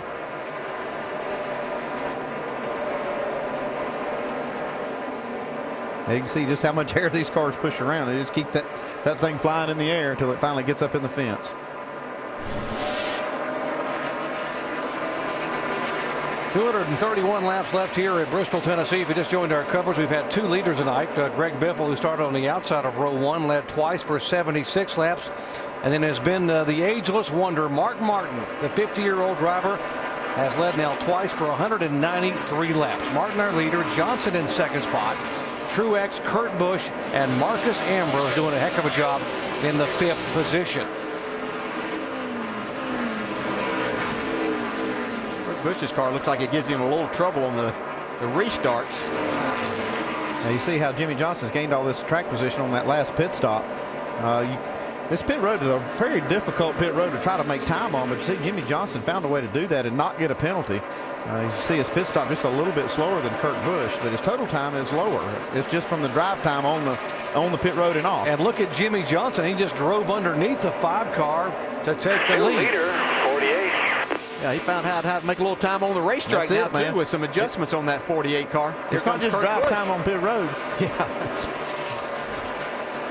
And the 2 car now trying to get underneath Truex for 3rd position. It looks like it may take Truex's car a little bit of time to come in, but he's not giving up that 3rd spot easily to Kurt Busch. Back 5, let the 5 car back 5. Okay, looks like a little swap for the lead going on again right here. Yeah, 5 cars going back around Jimmy Johnson. Dave? And guys, Mark didn't want to let his teammate lead on the restart, put it in real perspective, saying the 5 car is more important right now. But as soon as they thinned out, they realized they could get it done. Jimmy Johnson's got his 5 points, and Mark Martin continues to try to lead the most and get another 5-point bonus for his team. So a little bit of teamwork there. Mark Martin allowing Jimmy Johnson to get a lap led and 5 bonus points. Now Martin back as the leader. Back by him 2 laps later. So now Jimmy Johnson will be credited with leading 2 laps as our 3rd leader of the night. Here's Mark Martin's radio. Hey, Mark, the 48's just inquiring if we get a chance to help him on 5. If we get stretched out and we can help him, that'd be cool. You know, just run your race and see what happens. Okay, the thing they got to understand is they don't need the 5, you know, as bad as we need to lead the most laps. So I'll be a great teammate, but I've got the 5 cars #1 in our heart here. Yeah, so far. Yeah, I just got a question. I mean, we heard Dave say that earlier too, that they were just swapping that for those 5 points. But Jimmy doesn't need 5 points. He's 2nd in points right now, and this 5 car is right there on that edge of the bubble. I don't know if I would have. First off, I don't know why they even asked for it. Yeah, that's the question, is why they would even ask for it and put Mark in that position. Let's show you the bubble points here. You see there that Mark Martin now has gained 3 positions tonight. He came in 12th, as 12 points out of 13th, and now he has gained 110 points on that bubble spot, up 3 spots. And Kyle Busch has gained 2 now, just 65 back of being chase eligible in that final transfer spot. Yeah, Jimmy Johnson was credited with leading 2 laps there. DJ, the guy you've been talking about earlier, the 11 car, is again on the move. Denny Hamlin now being shown back up in the top 10 in 9th spot. Man, what a fast race car. Just been watching him go around here. He's able to pass these guys on the inside. Car looks like it's really turning well in the center of the corner. Gets a good bite off. Yeah, he was trying to pass Jeff Gordon while we were at commercial. See if there's not a little contact right here as they came off the corner. He gets slips by there. I believe you see Jeff Gordon smoking a little bit from the right rear. And that had happened. The contact had happened just the previous corner with that. Jeff Gordon starting to slip back some now. Yeah, he's lost 4 positions in the last 5 laps. He's back in 16th position. Take a look at the right side of the 24 cars. He comes around. Yeah, there is some damage there. Yeah, definitely got some damage on the right rear. Cannon. Hey, guys, this is not the only problem that Jeff Gordon has tonight. The handling of this car is terrible for the 24. They have been making adjustments. Track bar, wedge, air keeps getting looser and looser. The guys are on standby right now, possibly for Jeff Gordon to come down pit road if they need to make more adjustments or make some fixes to that damage on the right side. He's losing a lot of spots right here. You can see he's slow. Junior passing him here. That'll be for the 16th position as Dale Earnhardt Jr. goes by. Back up front, it is Mark Martin, the leader. His teammate Jimmy Johnson is 2nd. Then the brothers Busch, Kurt and Kyle, and Martin Truex in the top 5. Here are the current standings for the AT&T fastest pit crew of the year. Points are accumulated by the team who wins a race by fan voting and by an ESPN pick. And you can see Jeff Gordon right now atop those standings. Earnhardt Jr., Tony Stewart, and Matt Kenseth. Those are the top 4. You make your pick for the AT&T fastest pit crew of the year by texting the car number for the pit crew you think is fastest and most valuable in each race to 2258. Standard messaging rates do apply. Fastest car on the racetrack right now and much of the night has been that 5 car. Now he's working traffic, trying again to put another lap on the 9 car of Casey Kane. There is the 5. It is Mark Martin, the leader. Johnson, Kurt Busch, Kyle Busch, and Martin Truex, the top 5. Marcus Ambrose, Juan Pablo Montoya, Hamlin, Newman, and Clint Bowyer in the top 10. Now let's take you up to speed from 11th on back, 11th to 15, beginning with the 16 car of Greg Biffle and Jamie. Well, Doc, he's the top Roush car running right now, and you know Roush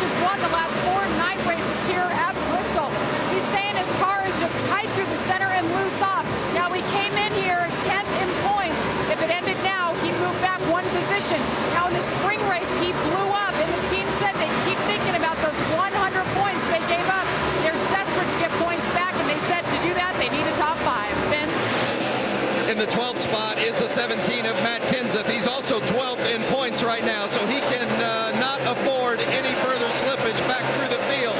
The 17 of Kenseth, he says, it's a little weird right now. I'm real tight in the center, but I found a lot of grip elsewhere. Shannon?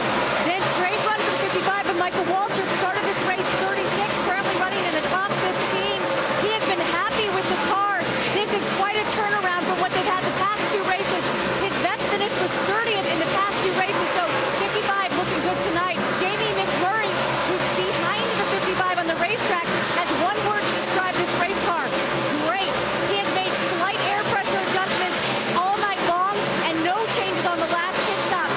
20th or worse in the last 5 races, so a good run for the 26. Dave. On the last run, Dale Earnhardt Jr. running right behind McMurray. Very, very tight. They made a 4-tire stop, made a wedge and air pressure adjustment. He restarted 24th, has went all the way up to 15th. Once again, Junior passing cars at Bristol. Vince? The 77 of Sam Hornish, he's up 22 spots from where he started 38th tonight. Hornish has top 5s in 2 of his last 3 races, and he says the car is pretty good right now. Needs to be a little bit better in the drive off, but otherwise, they think they're pretty solid. The 29 of Kevin Harvick, boy, you talk about a team that needed something good to happen to it. They have not had much good luck this season at all, but Harvick's had a pretty solid run here tonight. They haven't made major adjustments to the car, and Harvick is working his way through the field. Shannon? Vince, David Reagan riding that momentum from the nationwide win last season. A little bit tight for this 6 car all night long, but I spoke with Jimmy Bennick, his crew chief, this morning. He told me he feels like this team is starting to turn a corner. They had a great run going last week at Michigan, and right now they're pretty strong as well. Jamie? Reed Sorensen had a hard hit in the Nationwide Series last night, but tonight he's just kind of hanging in there. He's working with that new crew chief, Sammy Johns, for the 2nd straight year, and we have a battle for the lead at the front of the field, guys. Jimmy Johnson trying to go to the high side. Martin has been stuck behind the 9 car of Casey Kane, who is 2 laps down. And now Johnson will take the lead from Martin because of the traffic. Yeah, Jimmy had given Mark a break there. He'd just been sitting trying to let Mark get around there, but decided to, as he saw the 2 car coming in his mirror, to take that outside line and try to make something happen. And Casey Kane, by the way, I just mentioned he's 2 laps down in 31st position. He has dropped all the way down to 11th in the points. He has lost 3 spots right now in the point standing. So Jimmy Johnson is our leader. Mark Martin is 2nd. Kurt and Kyle Busch. Whoa, here's Martin now trying to go back on the inside. And Johnson holds off. 326 laps in the books here at Thunder Valley. Sellout crowd, over 160,000 in attendance watching NASCAR Sprint Cup Series action. And Jimmy Johnson, the reigning and 3-time Cup Series champion, is our leader. Mark Martin in 2nd spot. Kurt and Kyle Busch continuing to hold 3rd and 4th. And Martin Truex is in 5th position. We mentioned at the top of the show, this is one of 6 tracks where Jimmy Johnson has never won a race. And when he was asked about coming to Bristol a few weeks ago, he said, you haven't won on a road course. You also haven't won at Bristol. If you could win at Watkins Glen or Bristol, which would it be? He said, you know, I'm an oval track driver. I'm not a road racer. I really want to win a race in Bristol, Tennessee. Jeff Gordon is really struggling. His car has gone away now. He has been lapped by the leaders. Let's listen into his radio. Yeah, right rear is rubbing just a little bit here. We're in trouble here. These adjustments are really bad. Just spin out on the exit, and I'm just loose getting in. Tighten the middle real loose when I go to the throttle. Well, that's the story, the 24 car, and our Mr. Bristol, 9-time Bristol winner, Rusty Wallace, can explain to you what's going on with that 24 car. Rusty, it's very unusual to see him struggle like this. Yeah, Doc, it really is. And one thing I've noticed about Jeff's car, the right rear quarter panel's got some big-time damage on it. It's actually sticking out in the wind. There's air getting underneath this car. And everybody knows in this sport, the right rear quarter panel on these new cars are very, very important. Jeff's complained about his car being very, very loose, and that's the reason. They just depended on his quarter panels, and he's got a problem right now. Now they can fix it on a pit stop. They can knock it down flat and get this car a little bit better, but that's the reason he's only getting lapped right here and can't do nothing about it right now.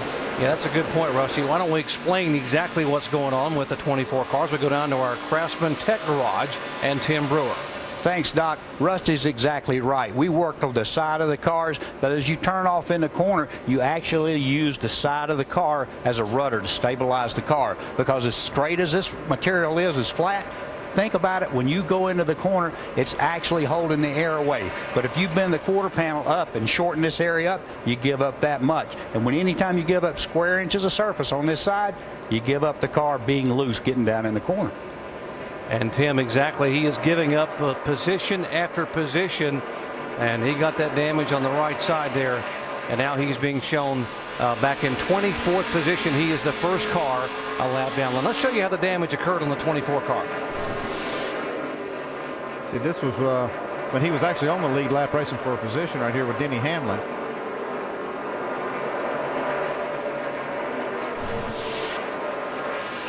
So that right quarter panel really it started the 24 car dropping back, and now he is still slowing. His car's going by.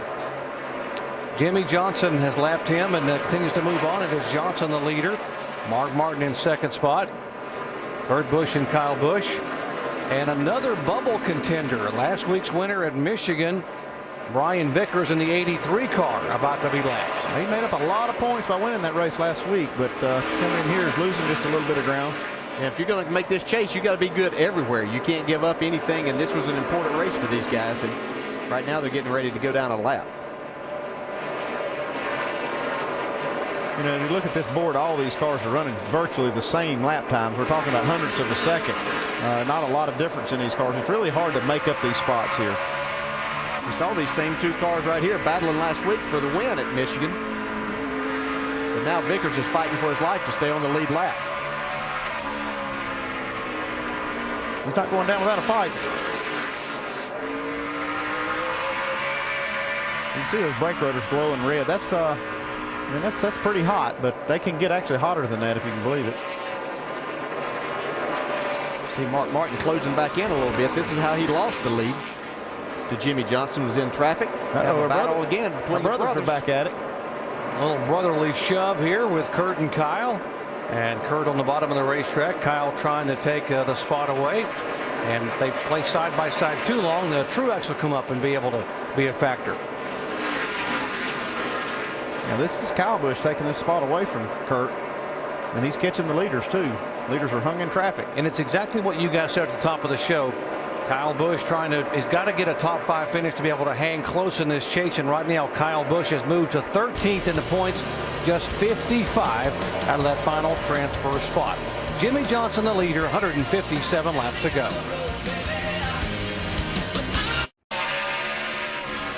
Lots of motorsports yet to come your way through the remainder of the weekend. We got some Toyo Tires NHRA action qualifying tonight and the finals tomorrow on ESPN2. And how about NASCAR now? We'll wrap up everything that's happened in motorsports here at Bristol tonight at midnight Eastern time. And of course, Alan Bestick will host a roundtable discussion presented by Home Depot Monday at 5 o'clock Eastern. And next week we go north of the border to Montreal, the NASCAR Nationwide Series. That should be a fun race up there on the road course. That is Sunday, August 30th, 2 o'clock Eastern time, live coverage on ESPN2.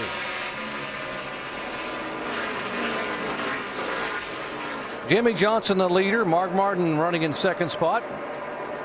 And we're going to move back in the 8th place is the 42 car of Juan Pablo Montoya. Dave. And Doc, in the spring race, he had his first Bristol top 10.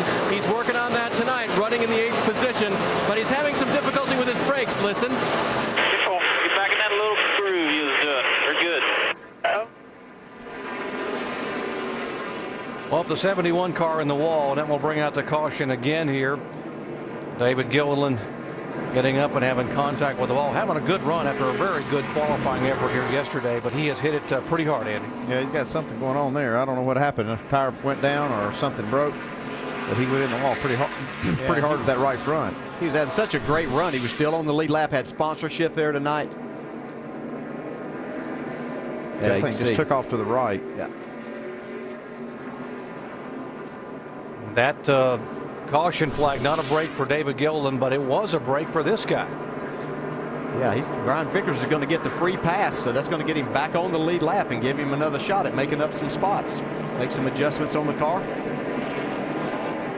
That'll give us 22 cars now on the lead lap after Gilliland goes to the garage area.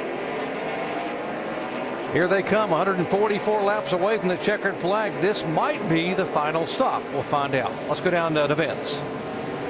The one of Martin Truex has had a special kind of night. He says the car is pretty darn good just about everywhere, but right now a little snug in the center. A quarter-pound air pressure adjustment in the left rear. They're going to go up a half round on the track bar. Jamie? Jimmy Johnson said he gets a little snug in the center as the run goes on. It's going to be 4 tires and fuel. They made up 3 positions on the last pit stop. The 48 team looking for their first win here at Bristol. Jamie Kurt Busch said the car started off pretty good, but right now he's losing the track. The car is going loose. They're going to make an air pressure adjustment for this number 2 car. 4 tires for Kurt Busch. 5-time winner here at Bristol Motor Speedway, looking for his 6th. Dave. Second place coming in. Mark Martin said my car could turn better, but I don't want to mess it up. There will be no changes other than fresh rubber and fuel in the car for Mark Martin. Let's watch the race off of pit road. It'll be Jimmy Johnson retaining that spot. Here goes Mark. Boy, very, very close. And take a look, 4 tires there. Kurt Busch up a spot. Kyle back 1. Biffle, the guy's getting it done down there in the 16 team, up a couple of positions. And my crew chief beside me tells me that could have been the money stop. If we stay green, they may not come back to pit road.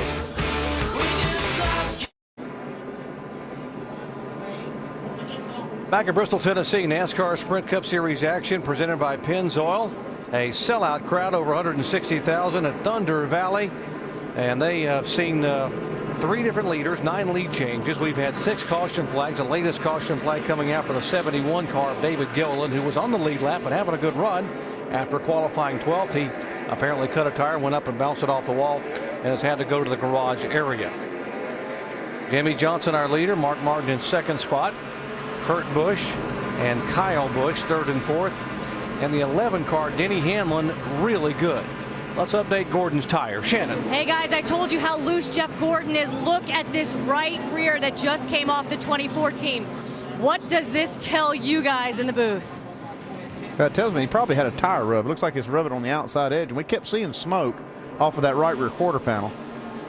So evidently that damage was rubbing the edge of that tire. That couldn't have been helping the loose situation, though. Going to show you leader telemetry. The pace car pulls away. Let's listen to the spotters as we go full throttle with the Gree V12. Ready. Green. Ready, green flag. Inside, clear. Inside. Clear. Still outside, hold your line there. Clear inside. Outside. 14 outside still. Inside. All 2 by 2. That's the 1 right behind him now. 18. Still inside. The 1 still out there. He's there. Still all 2 by 2. Inside. Still there. Bumper. Clear. Inside. Trying to come back outside. Clear. 18 is 3 back. Outside. Clear. 1 back, 2 car. 1 back. So far, really good change. Little loose on entry. You don't think the spotters are busy at Bristol here when they turn 15-second laps? They are talking every single second. Jimmy Johnson pulling away now. Kyle Busch able to get by Mark Martin for 2nd position, and Kyle has yet to lead a lap tonight. And again, DJ, the guy you were talking about, the 11 car, Denny Hamlin, trying to make a move now inside of the 1 car for 5th spot. Yeah, Denny's done a really nice job. He spun out qualifying yesterday, had to start in the back, then cut a tire down early in the race, went a lap down, but has made all that up and got himself back up into the top 5. Here goes Mark Martin trying to take that 2nd spot away. Kyle Busch. See Mark digging on the bottom. That's where his car's been the best all night. Martin can turn that car all the way down right there on the edge of the apron coming out of 4, and he'll hammer the throttle and take that spot away. Boy, that's nice when you got a car that you can do that with. Woo, getting the gas like that. Mark Martin's good at getting in the gas, too. That's the only car I've seen that good off the corner, launching off the bottom. Man, Mark Martin's car is hooked up. Now Kyle Busch back in the clutches of his brother Kurt. Let's check in with Jamie. Kyle Busch has been giving great feedback tonight. He just told his crew he has the best forward bite. They made a wedge adjustment, air pressure, and 4 tires on that last stop. Guys, it's all about team communication, and it's working tonight. Dave? Jamie, as Mark Martin takes over that 2nd place, I asked his crew chief, Alan Gustafson, the hardest part about crew chiefing here. And as we get toward the end of this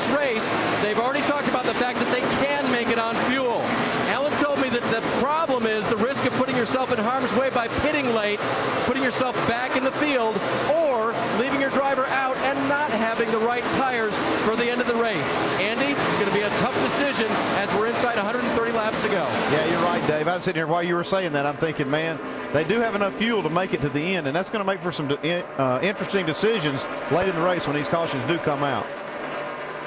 Marcus Ambrose hanging on under with Greg Biffle beneath him, and now Clint Boyer.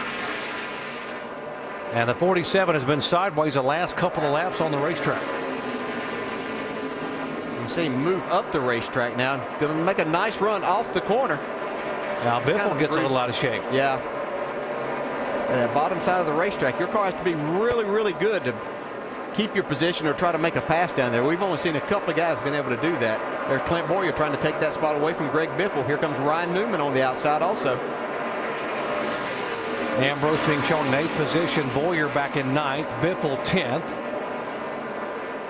Ryan Newman now trying to get up in the top 10. He stayed right there about 9th, 10th, or 11th most of the night. So a pretty good run for Ryan Newman. He's had a solid run tonight. We haven't said a lot about him, but he's been right hanging in there all night long. And that's what you have to do here. You just got to stay out of trouble, hang in there in that top 10, and things are going to develop late in the race that maybe get you a good finish. Ryan Newman, by the way, making history by running all 4 events this weekend. Ran the modified race, the truck race, the nationwide race last night, and the cup race. And trying to get a top 10 here in the big one on Saturday night. Jimmy Johnson is our leader. The NASCAR Sprint Cup Series from Bristol. Our coverage presented by Pennzoil. Looking down on the race leader, Jimmy Johnson, clicking off the laps. He's about to make it 1:17 to go as he crosses the stripe. There, you see the gap from Jimmy back to second place, Mark Martin. That is 1.3 seconds on his world's fastest half mile. Been quite a night for Mark Martin. In fact, been such a night, we're going to give Mark our Gillette in the clutch moment. Mark Martin making his 1,000th NASCAR start. 94 wins thus far, but more important tonight as Mark took the green from the pole, trying to lock in a place in the chase a few races from now. Mark's done a couple nice things towards that goal. Well, he really has. He is flat getting it done tonight. He's led the most laps so far. He's grabbed the pole position for this race. He's been in the top 2, Brad, all night long. This cat's flat flying. He has done everything he possibly can. To find out how your favorite athletes prepare for success, go to ESPN.com and search Locker Room Report. So Mark Martin has led 239 of the 500 laps. Got a $1:15 still to go. Wonder if he's got anything left for his teammate Jimmy Johnson in front of him. Boys in the booth. Very interesting. You know, here's the guy that Jimmy Johnson, if he wins a race, he will tie Mark Martin for 4 wins on the season. And the Mark does get in the chase, and you know that Mark right now would have been the #1 seed in the chase. Well, I still think Mark Martin wants to score enough points to make the chase. I think he would love to have that win, no doubt, but he really needs this top 5 finish tonight. And how about this guy here who a year ago went in as the #1 seed in the chase and fell like a rock after the first couple of races. They struggled at New Hampshire and Dover, and now he'd like just to be able to get in the chase as a 12th seed. He said this week, he said we need 3 top 5 finishes to make that happen. He said if we do that, we'll find ourselves in that chase. Tonight he's doing a great job. You see he's passed his brother Kurt Busch for that 3rd spot. So he's doing a tremendous job. And what a struggle tonight for our points leader, the 14 car of Tony Stewart, being shown 2 laps down in 29th position. There's the 29 car of Kevin Harvick, and he is battling for 15th position with Reed Sorensen. Sorensen having a pretty good run, qualified in the top 10. He was the best Dodge in qualifying and trying to get a top 15 finish tonight. Yeah, he's done a nice job keeping himself out of trouble all night. Kevin Harvick, normally a contender here, but we've seen him struggle some tonight as he tries to make this pass on Reed Sorensen. Not a typical night for Kevin Harvick at Bristol. We expect to see him up front battling, making passes for the lead. And what about the guy who won this race a year ago and the year before that, the last 2 August races, Carl Edwards in the 99 car? Talk about disappointments. He's got to be frustrated. He's sitting in 24th spot, a lap back. Yeah, it's a surprise to me that Carl Edwards is struggling at Bristol like he is tonight. But there's his teammate David Reagan. He's on the lead lap in 18th position.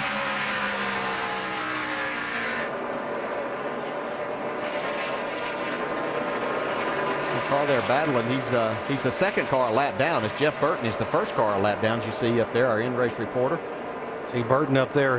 They have this team, the RCR team. It's hard to believe they had 3 cars in the chase a year ago, and right now they don't have any cars that have qualified for the chase thus far, and they don't have a single win in that entire team. Yeah, he is in that lucky dog spot right now, but Jimmy Johnson has caught Brian Vickers, who was the last car on the lead lap again. You see they have been locked into a little bit of a battle for that, for Vickers to stay on the lead lap. There's the 24 car of Jeff Gordon, who still is third in the point standings, but it has been a struggle of a night here for the 5-time Bristol winner. Gordon being shown a lap down in 26th spot. 21 cars on the lead lap, all being led by Jimmy Johnson, and Johnson trying to thread the needle, and that was a potentially dangerous move. Oh man, they've been locked into this battle here for a few laps. And Jimmy trying to get by, and he didn't want to try that bottom side. He wanted to try to get on the outside of Vickers so he didn't have to struggle on the bottom and really overheat his tires, and he made it work. Yeah, he had already tried that one time and took him quite a few laps. Nice move there by Jimmy Johnson. And he does to put Vickers a lap down, so now just 21 cars on the lead lap. Just over 100 laps to go here at Bristol Motor Speedway. It is Kyle Busch trying to get a win. He is chasing Mark Martin, the pole sitter, and they're all chasing Jimmy Johnson, our leader.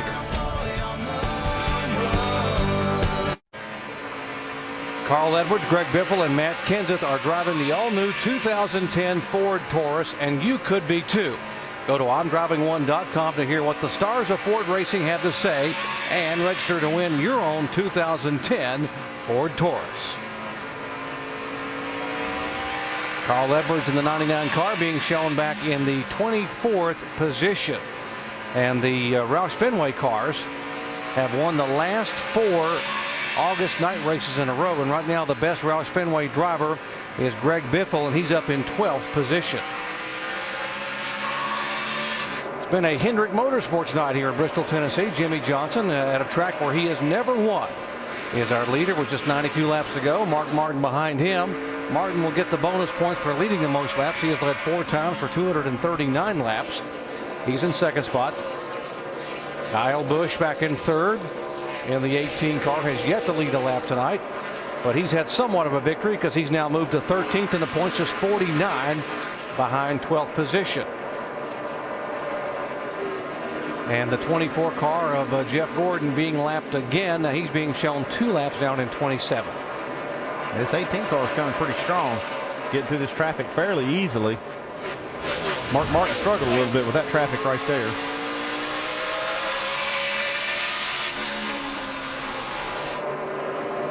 There's the 2 car of Kurt Busch back in the 4th position. Kurt is a 5-time winner, and I'm sure this has to feel pretty good given the frustrations of a 36th place finish last week at Michigan.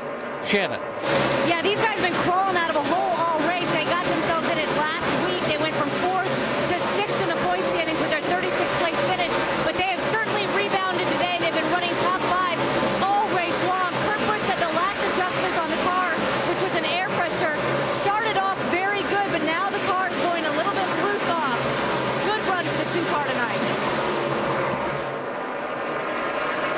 Moving back behind them, the 11 car of Denny Hamlin. In 3 of the last 5 races at Bristol, Denny Hamlin was the car that was passed for the final lead change for the win. So he's been a factor many times here, but now trying to get up there and be the guy who makes that final pass. Vince. Well, and remember, Denny Hamlin had a flat tire early in the race, so he really started in the hole. Not only did he start 41st, but then in the early stages of the race, he had a flat tire. So Hamlin, very good on short tracks, but he has earned every one of those spots here tonight. He's finished 2nd and 3rd in the last 2 races here at Bristol, and he's trying to get his way up toward the front again. 5th currently. How about these 2 guys back here? The 88 car coming off that 3rd place finish at Michigan. Good run for Dale Earnhardt Jr. And Clint Boyer. Over here. Let's update the Clint Boyer situation, Dave. And his crew chief, Shane Wilson, told me today this is all about grinding out the top 10s, trying to get to the chase. He's up to 13th now, and that may be because the car is finally coming around. Mark it down, lap 395, and this tight race car was finally loose on the throttle. Spoke with Clint before the race began tonight. He was excited about just getting out here and said, I want to get a good solid finish, stay out of trouble, and be able just to gain some points. If I can walk away with a top 5 and maybe even a top 10, I should be in good position to maybe get a shot in this chase. And Sam Hornish has been here 3 times, folks, and he had yet to have a top 25 finish. But this run tonight, by far his best at Bristol. For rain, caution. You heard the reason. Caution number 7 on the night, and there are some raindrops falling here in Bristol, Tennessee.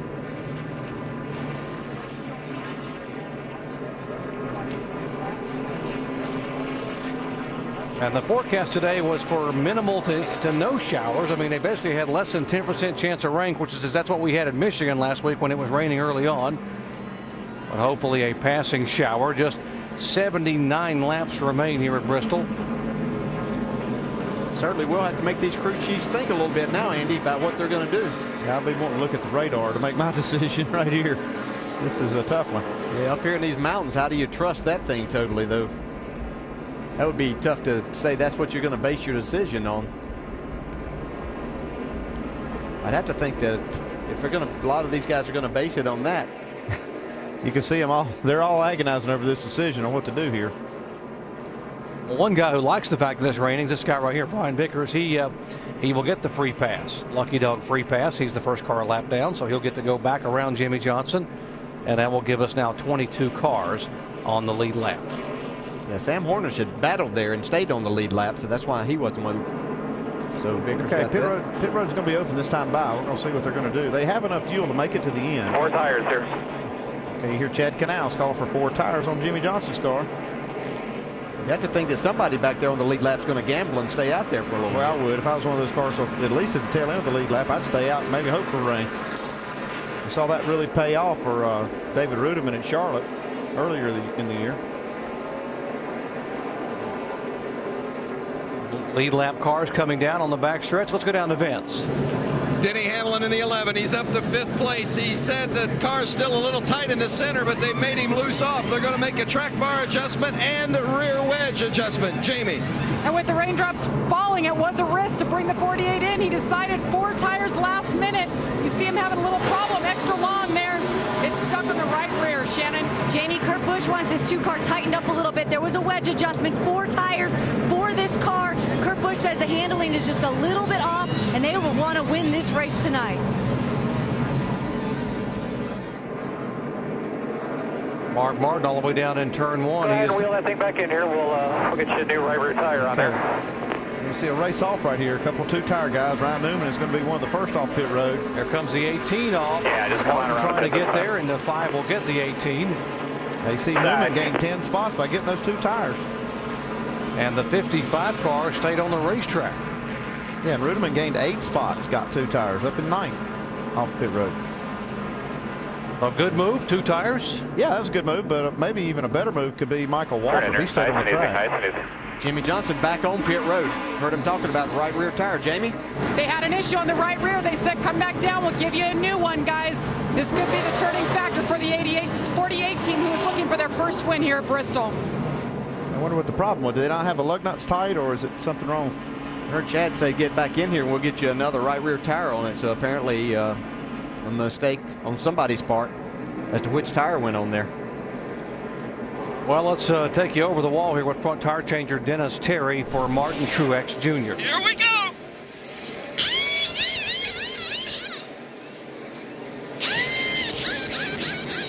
Oh, pit road's wet. That's how we count it, ECR.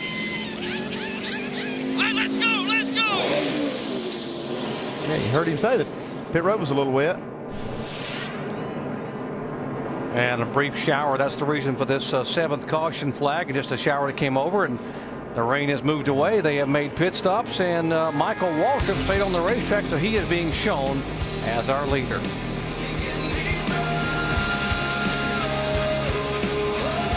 Caution for a rain shower here at Bristol. We take a minute to remind you about Toyota Tires NHRA Nationals coverage. Qualifying late night tonight, 1 a.m. Eastern. Finals tomorrow, 10 Eastern on ESPN2.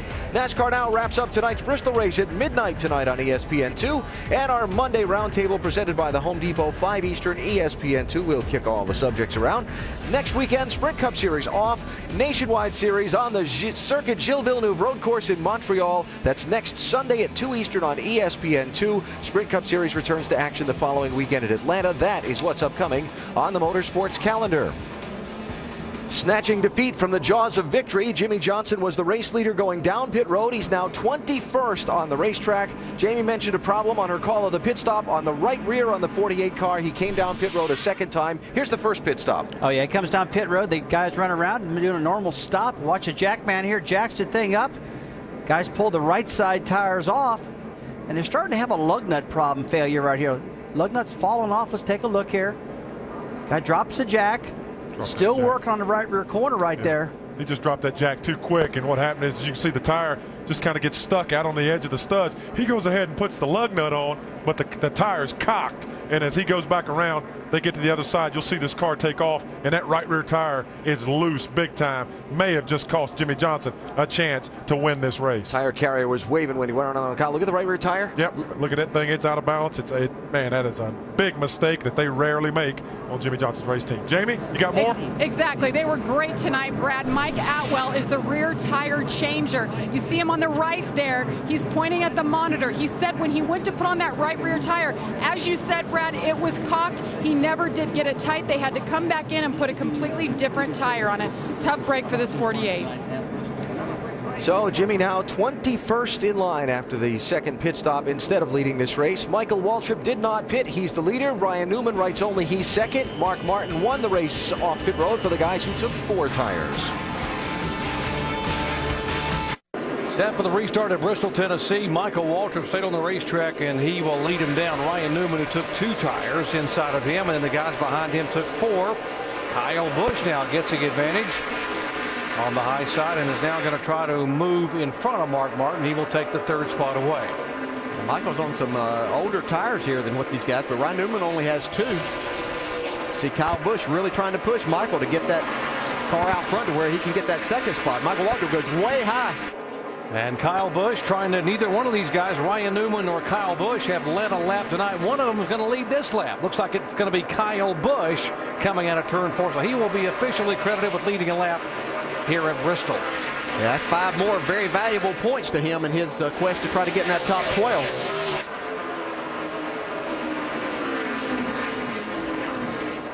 See Montoya, he's hanging right with these guys too. They've pulled away about 4 or 5 car lengths from the rest of the field. Mark Martin now moving on the inside of Newman to try to take that 2nd spot away. Yeah, I think this is Mark Martin's race to win now that Jimmie Johnson's had his problems on pit road, but Mark really loose as he's trying to pass Ryan Newman. This group back here behind him. You see the 00 Rudiman only took on 2 tires. See Kurt Busch. That's got them all bottled up back there. Denny Hamlin. These guys took 4, but they're back 2 by 2 there in traffic. I think right now this racetrack's still pretty slick. I think Kurt Busch has some kind of problem in that 2 car.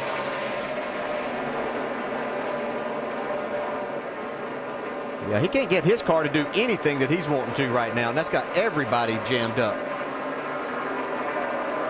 Clint Boyer on the bottom of the racetrack behind the 1 of Truex. Whoa, little contact. Whoa, man. Man, that was close right there to being a big one. Right side of your screen, Mark Martin still can't make a move. Last time he tried to go on the bottom of the track, the car slipped coming up off the corner. And we're seeing 3 wide racing through the corner at Bristol. We don't see that a lot right here. And Jimmie Johnson gets. Whoa, look at that, big stack up. One inside, one inside. Oh, Kurt Busch gets turned and he has got damage. He will continue on the 29 car of Kevin Harvick. And there's the 2 car who got roughed up last week at Michigan, got an abysmal finish, cost him a couple of spots, and here's Harvick. Yeah, he's not too happy. He's trying to get his car turned back around so he can get going. Back up again a little bit. We need to go to the open over here. Hold up, go left if you can. Yeah, just a little more frustration there added to the already frustrating season that he's had so far. You can see that brewing, though. That was something that had to eventually happen. You couldn't continue to run 3 and 4 wide around this racetrack. And a big break for the 99 car, Carl Edwards. By virtue of this 8th caution flag, he will be the Aaron's Lucky Dog free pass winner and get his lap back. Here's the 3 wide at Bristol, believe it or not. At least 3 wide. Yeah, at least 3. It looked like it was trying to be 4 wide. Everybody trying to find their spot, and you see, looks like Casey Mears may have had to get out of the throttle a little bit. Yeah, Sam 77 got in the back of him. 2 car was having a lot of trouble, though. Harvick was in trouble in front of this group, though. Still outside. He gets into his teammate right there. Wow. Got hit from I believe behind. he might have got Got a bunch of damage here, guys. hit by his teammate.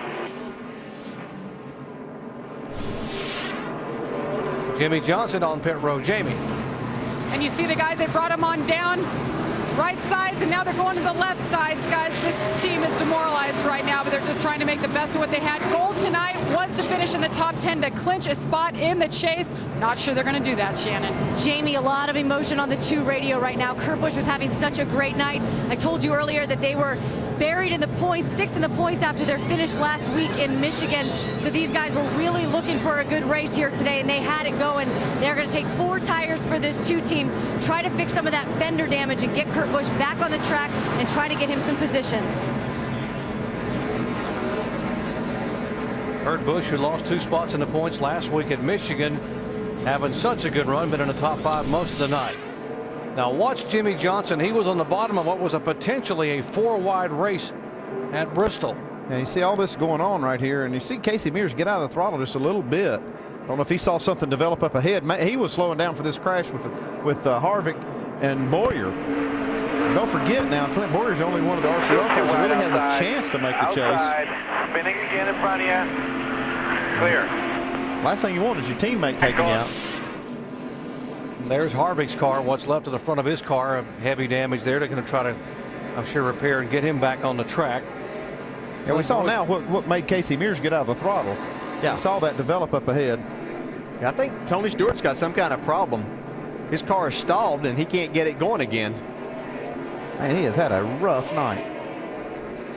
Jeff Gordon on and on pit road again as he will move down. Paul Menard in. Carl Edwards, who got the lucky dog, has been on pit road now getting tires. Gordon's back to just 1 lap down. We mentioned just before that restart that he stayed out there. He got the wave around, so that put him back to just 1 lap down. Comes the record to give Tony a push.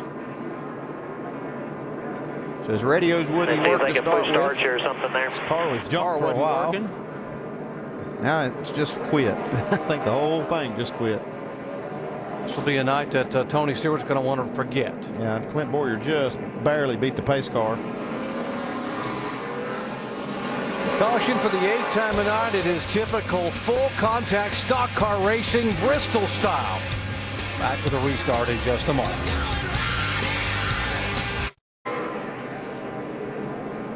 Back at Bristol, Tennessee, just 54 laps remaining here in the NASCAR Sprint Cup Series presented by Pennzoil. Well, there's the damaged car of Kevin Harvick. Let's go down and talk to the driver. Well, it's unfortunate, too, because Kevin was having a solid night, kept inching his way up through the field. What happened on that sequence there, Kevin? Yeah, I got in the back of the 33 and just tried to check up and let him get everything gathered up. I just got in the gas a little bit sooner than he did, and I think the 26 just kind of got me from behind there. Not his fault, just normally in that situation you don't check up for somebody, but I wanted to make sure that the 33 had plenty of room. I didn't want to be the one to, to ruin his chase stuff, so just tried to give him a little extra room and wind up crashing myself. Is that kind of what happens at Bristol? It is when you run in the middle of the pack. Kevin Harvick, frustrating finish to the night, guys. So his car behind the wall, and his teammate Clint Boyer has been on and off pit road several times, just been able to come in and make some extensive repairs as they're working on the 29 car, trying to get him back on the racetrack. Now we saw the 14 car stopped on the track a moment ago. Tony Stewart, he had to get an assist from the wrecker. Jamie, what was going on? Problems just keep getting worse, Doc. They said the battery had voltage, but it just stopped. They thought it could be the kill switch. Tony Stewart inside saying the yellow light kept flashing on and off. They said to unhook it if he can. They finally got it fired. They're keeping an eye on him to see if it cuts out again. Tony just came on the radio and said, guys, I'm glad it happened on a night where we're having so many problems already. The 33 car now has been in twice and now a third time under this 8th caution flag. You see the damage on the front of his Chevy. He's coming in every lap trying to get all this fixed. You can see he's got a lot of damage they've got to try to get repaired. Dave, how much headway have they made? Well, yeah, and it's been like 5 or 6 times now for Clint Boyer. He keeps speeding off pit road to beat the pace car out. But they have taken off that right front fender, as you see. They believe it to be straight and true. And now that they called off the restart, I do believe he is going to stay down here and do a little more repair. Remember, Tim Brewer said at the top of the show, you got to keep that nose clean and get air to the radiator, and they're going to try to patch it up as best they can before we go back to green in just a moment. Back at Bristol, NASCAR's given a couple of drivers some verbal warnings to get in line, the 48 and the 2, and now we will get in line and they will have the restart. Kyle Busch, our leader. Ryan Newman in second spot. Back in third, Juan Pablo Montoya continuing to have a great night here at Bristol. Now he got after that second spot. Yeah, he had the luxury of starting on that outside lane, and that's been the place to be on these restarts. You see, he gets a spot for Mark Martin and going for another one right here. Yeah, Dale Jr.'s up in top 5 also in that 5th spot now. Marcus Ambrose on the inside of Dale Jr. trying to take the spot away. Oh, got a little contact there with Mark Martin and Newman. Newman does a great job to save it at the end of the backstretch. And got more contact. Mark Martin got to be very careful on the high side. He's gained a lot of points at positions here. You see Dale Earnhardt Jr. right behind him trying to decide who he follows. Less than 50 laps to go here in the Sharpie 500. And the 14 car, by the way, our points leader, Tony Stewart, headed to the garage area. Well, Mark Martin knows that payoff window's opening up here in about 45 laps. He's trying to make all the spots he can here. You know, man, look at this move. Montoya having a little trouble getting off the corner there. You see that move? Mark Martin dove that car right to the bottom and gets that spot. Montoya's got a problem, I believe. Awesome job, man. All right, now hit your mark. Go get that 18. Well, look at Marcus Ambrose go underneath the 42 car. Yeah, he's having a problem. Get up on it right now. I don't know if Mark Martin is as concerned as we see the 42 still having more problems. Stacking up off 2. Montoya definitely has a problem. He's holding this. Oh, we got Sam Hornish in the wall. Hornish up, and he was overheating, we're told, on Sam Hornish. He's bouncing off the wall, and that will bring out the caution. Kyle Busch is not happy to see that. He had pulled out to a huge lead. And I'm sure Mark Martin probably really didn't want to see it because he's gotten himself in second. Now he's going to have to start on the inside again and battle these guys. You see all the water just pouring out of the 77. I'm not sure if this is what causes him to crash or not. Yeah, you can see he just gets, yeah, all the water gets on that right rear tire. So you put those things up there for a reason so the driver can see that happening and then slow down. Give you an idea. Yeah, you got a problem. Gets up on the wall pretty hard. No penalty here. All good. So Sam Hornish will stay on the lead lap and still in the top 20. And there is our points leader has been back on and off pit road and back through the garage and back on the pit road. Just been an abysmal night for Tony Stewart. Radio problems, the car not running well, electrical issues, battery shutting off, having to get a push on the racetrack. Stewart being shown 11 laps down in 34th position. Pit road, there comes a 2 car of Kurt Busch back down, the 33 of Clint Boyer. Trying to make as many repairs as they can on these guys to get as many spots as they are able to on the racetrack here in the final 40 laps.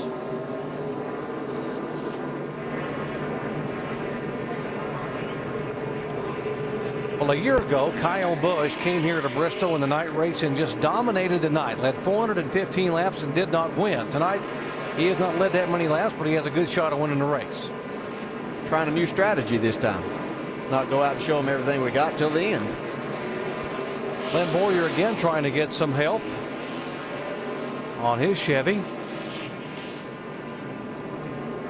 Trying to get this 77 cooled back down, get him back out.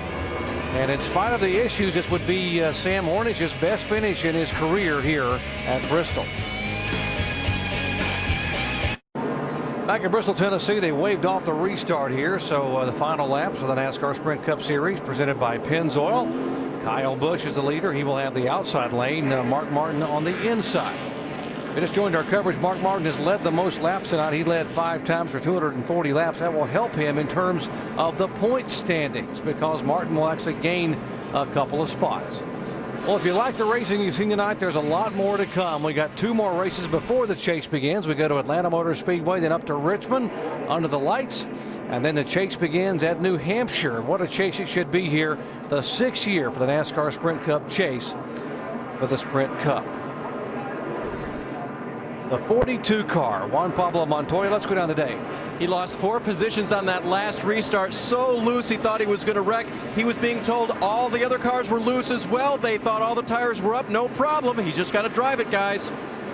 They got to drive it. 38 laps to go at Bristol. 22 cars on the lead lap. Kyle Busch and Mark Martin side by side in row 1. And Martin trying to hang on that restart. I tell you what, you better not count Marcus Ambrose out of this race. And Montoya's got a problem off turn 2. He does have a problem. I couldn't figure out why they didn't pit there. Montoya still sliding back in the pack. Yeah, he's going to have to struggle to get to pit road and not get wrecked. Well, that's a real gamble they took, knowing that car was falling back. But Ambrose did get that 3rd spot, Dale, away from Newman. Ryan Newman looking. Got a flat tire. Just keep digging. Ryan Newman looking at the inside. And flat tire, keep digging. That's pretty hard to do, guys.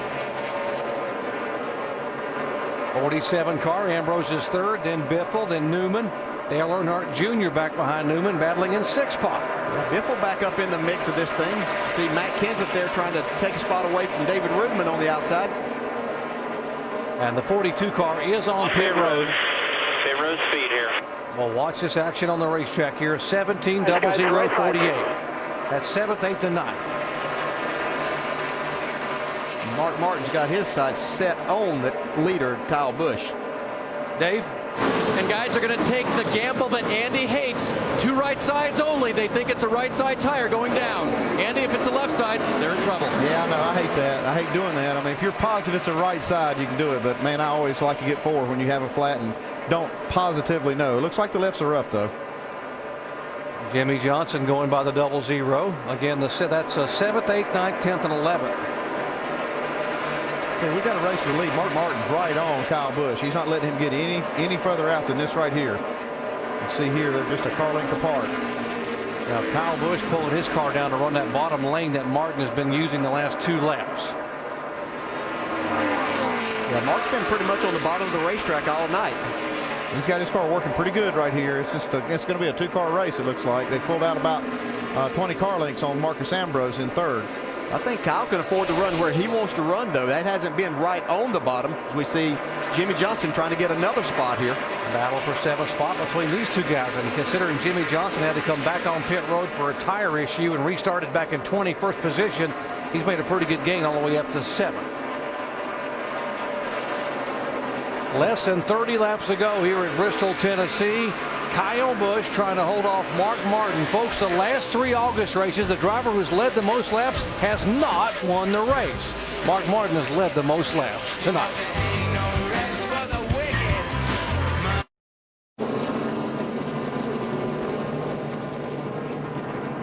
Problems for Martin Truex Jr., and that's the reason for the 10th caution flag of the night here at Bristol, Tennessee. Truex battling side by side. A lot of traffic on the racetrack, and cut that left front tire, bounced it up into the outside, and debris bringing out the caution now here with just 20 laps to go.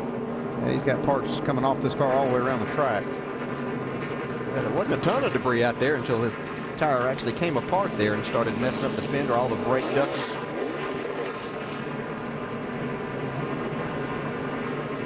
Show you again what happened to the 1 car in traffic. This guy's battling off of turn 2. See Jamie McMurray get into the 00. Truex got into Jamie McMurray. That pushed the fender back on his tire. Probably a fender brace, actually, probably, Andy. Yeah, well, you can see right there, it's just starting to smoke. And we saw this tire rubbing, and then bam. See right there, just cut the whole tire in 2. Now from Carl Edwards' view, you can see exactly what happened. Right there, as soon as the car goes down in the corner, just cuts that left front tire. So They brought him on pit road for a tire change. The 31 car, by the way, will get the free pass. Jeff Burton able to get one of the laps back. Here is the 5 car. Mark Martin, does he have something for him? Let's find out, Dave. Let's see what his crew chief thinks. Alan Gustafson, how much does Mark have left for Kyle? Well, I mean, Mark's driving his tail off. He's done a great job for us tonight. All these guys on this Carquest Chevy got a good car, great pit stops, but it's going to be tough, you know. Track position's a lot. It's hard to pass. I know Mark will race them clean, but he's going to race them hard. So we'll see what we got. And Mark had one wish that isn't coming true. He said, man, if they just not wreck, that keeps happening. Yep. The most physically demanding racetrack in all of NASCAR, and you got a 50-year-old driver driving his heart out to try to win it here in the final laps. Conditions in the chase have changed here at Bristol tonight. Tony Stewart already in, but taking Kurt Busch hanging there. But look at the big gainers. Mark Martin up 3 spots so far. And it's still not over. It still could change more. We've still got 15 laps to go. And it's not how well you run, DJ, it's how well you finish. That's exactly right. And, you know, what's Mark Martin going to do here with Kyle Busch? I can tell you one thing. I don't know exactly what he's going to do, but Mark Martin is going to race you the way that you race him. So if Kyle Busch has ever done anything to Mark Martin, he might expect a tap right here. And we might just find out here. We'll all find out together here in the next few laps. The oldest driver, by the way, to win here at this racetrack, Dale Earnhardt, 48 years, 3 months, and 30 days back on August of '99. Mark Martin would set the record if he can pull it off. Here's Kyle Busch, who gets him by a car length on the start. And Greg Biffle on the outside, but here comes Mark. Oh, he's able to clear up in that second spot. That was big for Mark to get off that second corner that way. We get that big run through the middle of the corner. Dale Jr. up in that 4th spot. Marcus Ambrose in 5th. Biffle still trying to work that high side on Mark Martin. It's going to be hard for Mark to focus on that 18 car with Biffle chewing on his rear bumper. Well, how about these 3 guys having to do something tonight to have a big night? They're all getting it done, but we got a mess back here, guys. Tire rub on Michael Waltrip's car. Remember, he stayed on the racetrack. Sam Hornick's back in the race in the 77 car. It'll be 10 laps to go next time by. 10 laps to go in Bristol, Tennessee. This is there were just 3 races to go to make the chase critical to get a good finish. Got some more contact. Man. That's Michael getting his 00, the car that he owns, a little out of shape there, but they were all just 3 wide racing hard. Now Mark Martin had backed up by 5 car lengths, has now cut it to 3 car lengths with 9 laps to go this time by. Looks like he might get to the bumper. He's coming hard. Oh, got trouble. Michael Waltrip around. Heavy contact then. And the 33 car involved, and that will pretty much doom any shot he would have at getting in the chase. Well, it's certainly going to hurt his chances. We still have 2 races to go, but it's just putting Clint Boyer in a more difficult position to make that happen. Come on around. I know that's not what Mark Martin wanted to see either. He was making some headway towards the lead there. And the whole front of that car is just destroyed for Michael Waltrip. Yeah, unless they red flag this, we're going to be down to pretty much a green-white checkered before they can get all of this. I think they're going to red flag this, though. Yeah, they're going to stop on the racetrack where we're being heard. They're going to put them on the back straightaway and try to get this all cleaned up so we have some laps of racing left. Well, Kyle Busch able to get the advantage on the restart by a car length or 2. Mark backs up 5 or 6 car lengths and runs him back down. And Mark's wish didn't come true again. He wants them to quit wrecking, but they keep wrecking. This is how this all got started.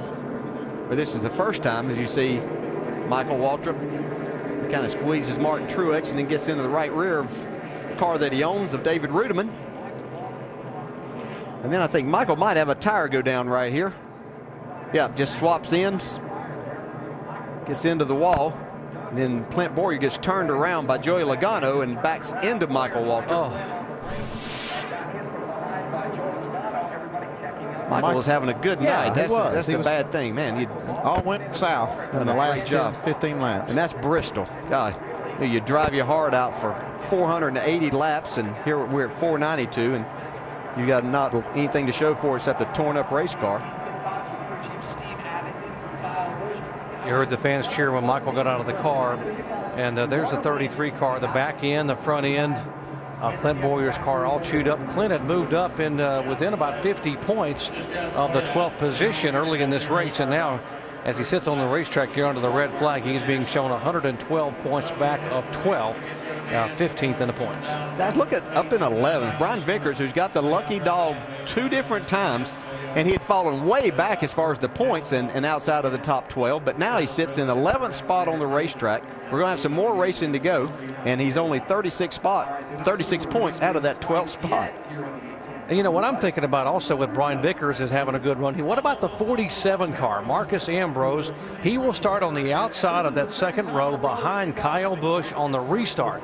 And Marcus has got a quick car, and that high line has been awfully good. If Busch gets an advantage, Ambrose could end up being right there in second spot. Yeah, he could very well do that. It just seems that his car and Mark Martin's takes a couple of laps for it to come in. They just don't get going on that first or second lap. But once you get past that, man, those 2 guys are fast. The problem is we're not going to have but just a few laps to go here when we get the green. Well, let's check in down on the 18 pits and talk to Steve Addington, the crew chief for Kyle Busch. Jamie. The wind is picking up. The raindrops are coming. Steve, what is going through your mind right now? Oh, I can't control that. You know, I mean, it is what it is. But everybody here has done an awesome job on this M&M's Toyota Camry all weekend long. Kyle was very patient through practice and everything. We hit on something right there at the end of happy hour, and he was happy with the car. But it's just, you know, this racing here is nerve-wracking anyway at Bristol, but I love this place. This is my favorite racetrack to come to. Kyle gets around here great, and him and Mark Martin race to the end. That's going to be awesome. They had 2 great race car drivers right there, you know, and you got Biffle and them sticking their nose in there. So we'll see how it plays out. Either we're going to run these last few laps or it's going to rain one way or another. All right, let's say we're going to go back to green. These guys are side by side. You told me today, despite your 15th position in the points, you guys were going to go for the win. How much risk are you willing to take? Oh, we're going for the win. There's no doubt. We've come this far. I mean, we got to race for the win, and Biffle and them are right there in the top 10, so we've got to get all the points we can get for here, Atlanta, and Richmond. Hey, it's all about team morale. It's about points, Shannon. Let's see if the 18 will hang on for their first win since Las Vegas. Jamie, someone who would love to break up the party right now with the 18 and the 16 up front is, of course, Frank Kerr, the 47 of Marcos Ambrose. It looks like we're only going to have a handful of laps when we go back green. Do you guys have enough to get those guys and win this race? The 18 and the 5 car are really good. You know, we'll get the restart on the outside here, and it seems like on the restarts you can get going better on the outside.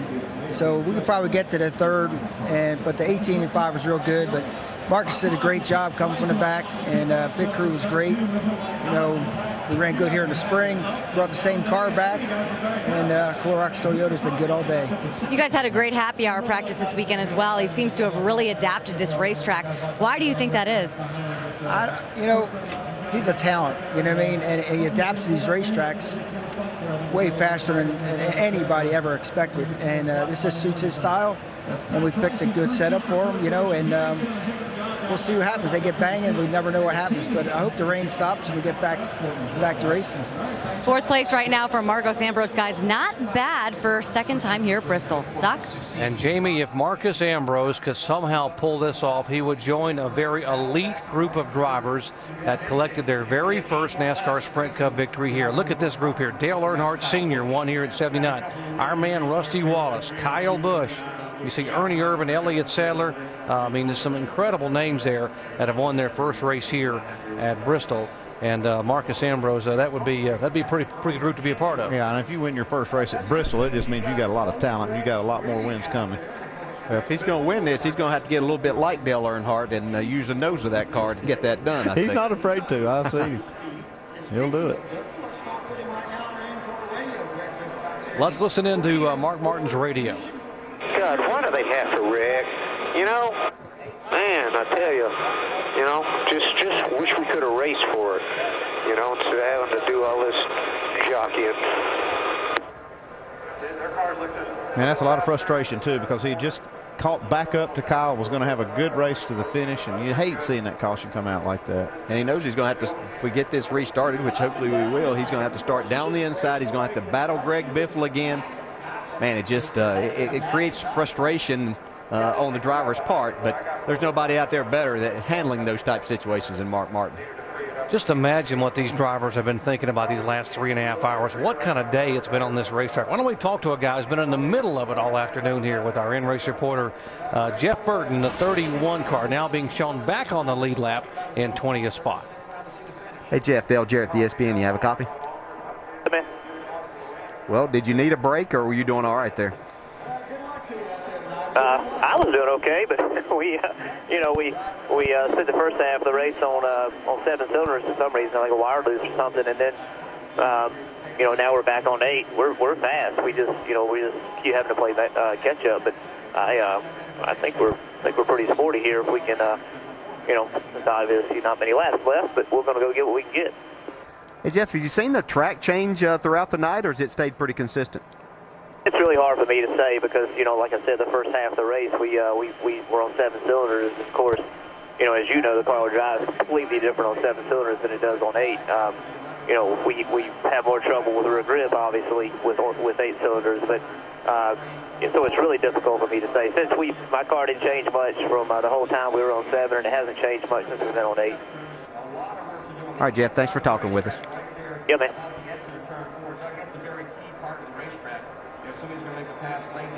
Jeff Burton back there in the back after starting at the back of the pack in 37th position. Should log a top 20 finish.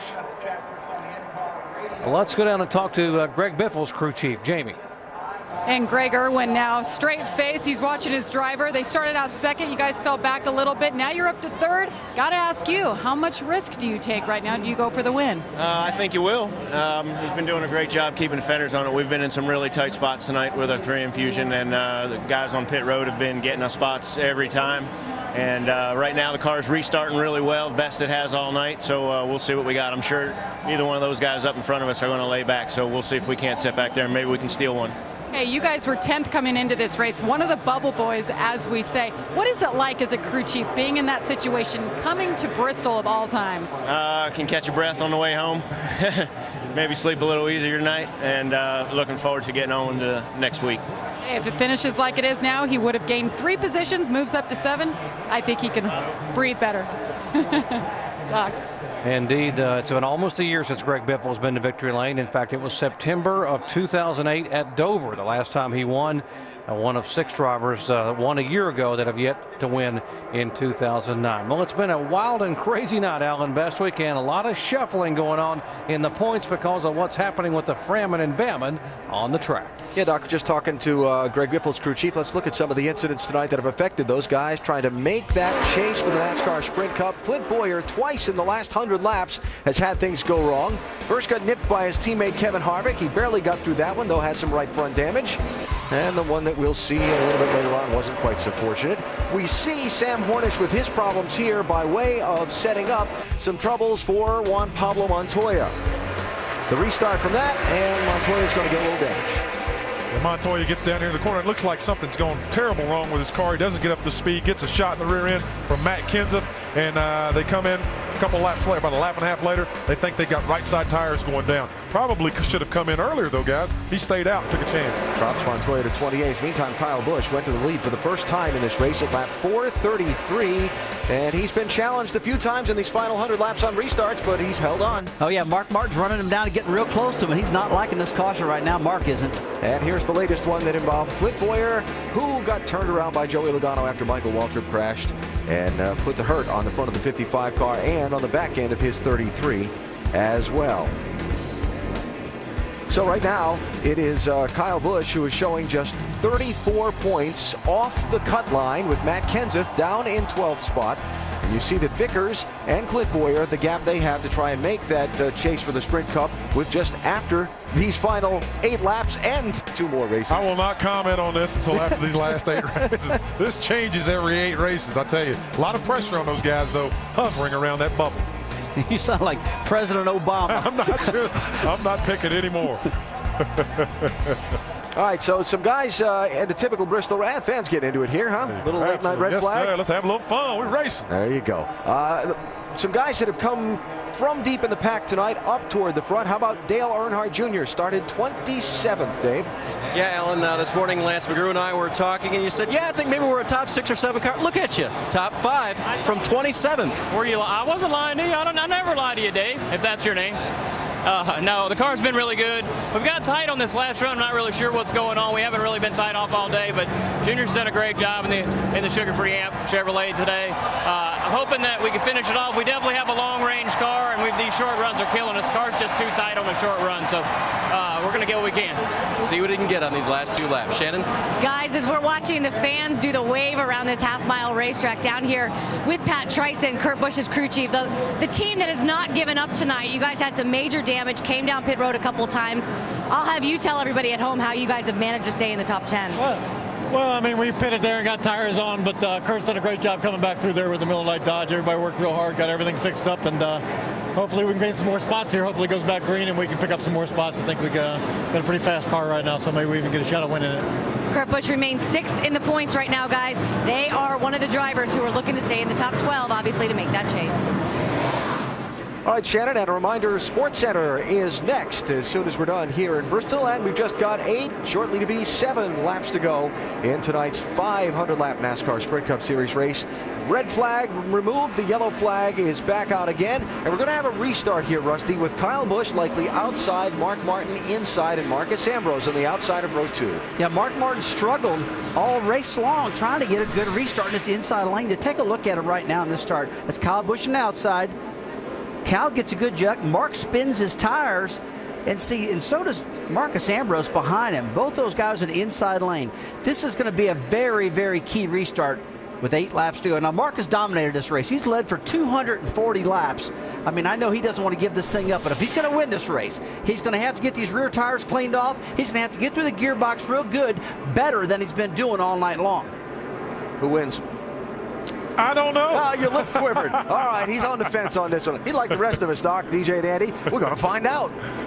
We are indeed going to find out. There have been 4 Bristol races settled by a last lap pass. You remember the last time we had a last lap pass here? It was the 5 car that was leading, and a guy named Dale Earnhardt Sr. Gave Terry Labonte a little punt coming down the back stretch, and said didn't mean to spin him, just meant to rattle his cage. That was back in August of 1999. So we have seen a lot of fireworks here in the final laps over the years at Bristol, Tennessee. I tell you what, this is going to be interesting. I think this racetrack is going to be extremely slick right here. We've got speedy dry on parts of it. We've had rain on it. And we've had enough time for these tires to cool down a little bit and get kind of crusty. When they pick up that rubber riding around here and they get crusty, it's really hard to get them cleaned back off when they're cold and then trying to get them warmed back up again. But you see all the guys really working them hard, trying to get them ready to go. Kyle Busch came into the night 70 points back in 15th position, 70 points back of the transfer spot, 12th, I should say, in the chase. And right now he sits as the leader, just 34 points behind the 12th position. I'm going to go well on the limb here and say that we might not have seen our last caution. Is that a stretch? It's a pretty thick limb, I think. Yeah. It's going to be exciting here.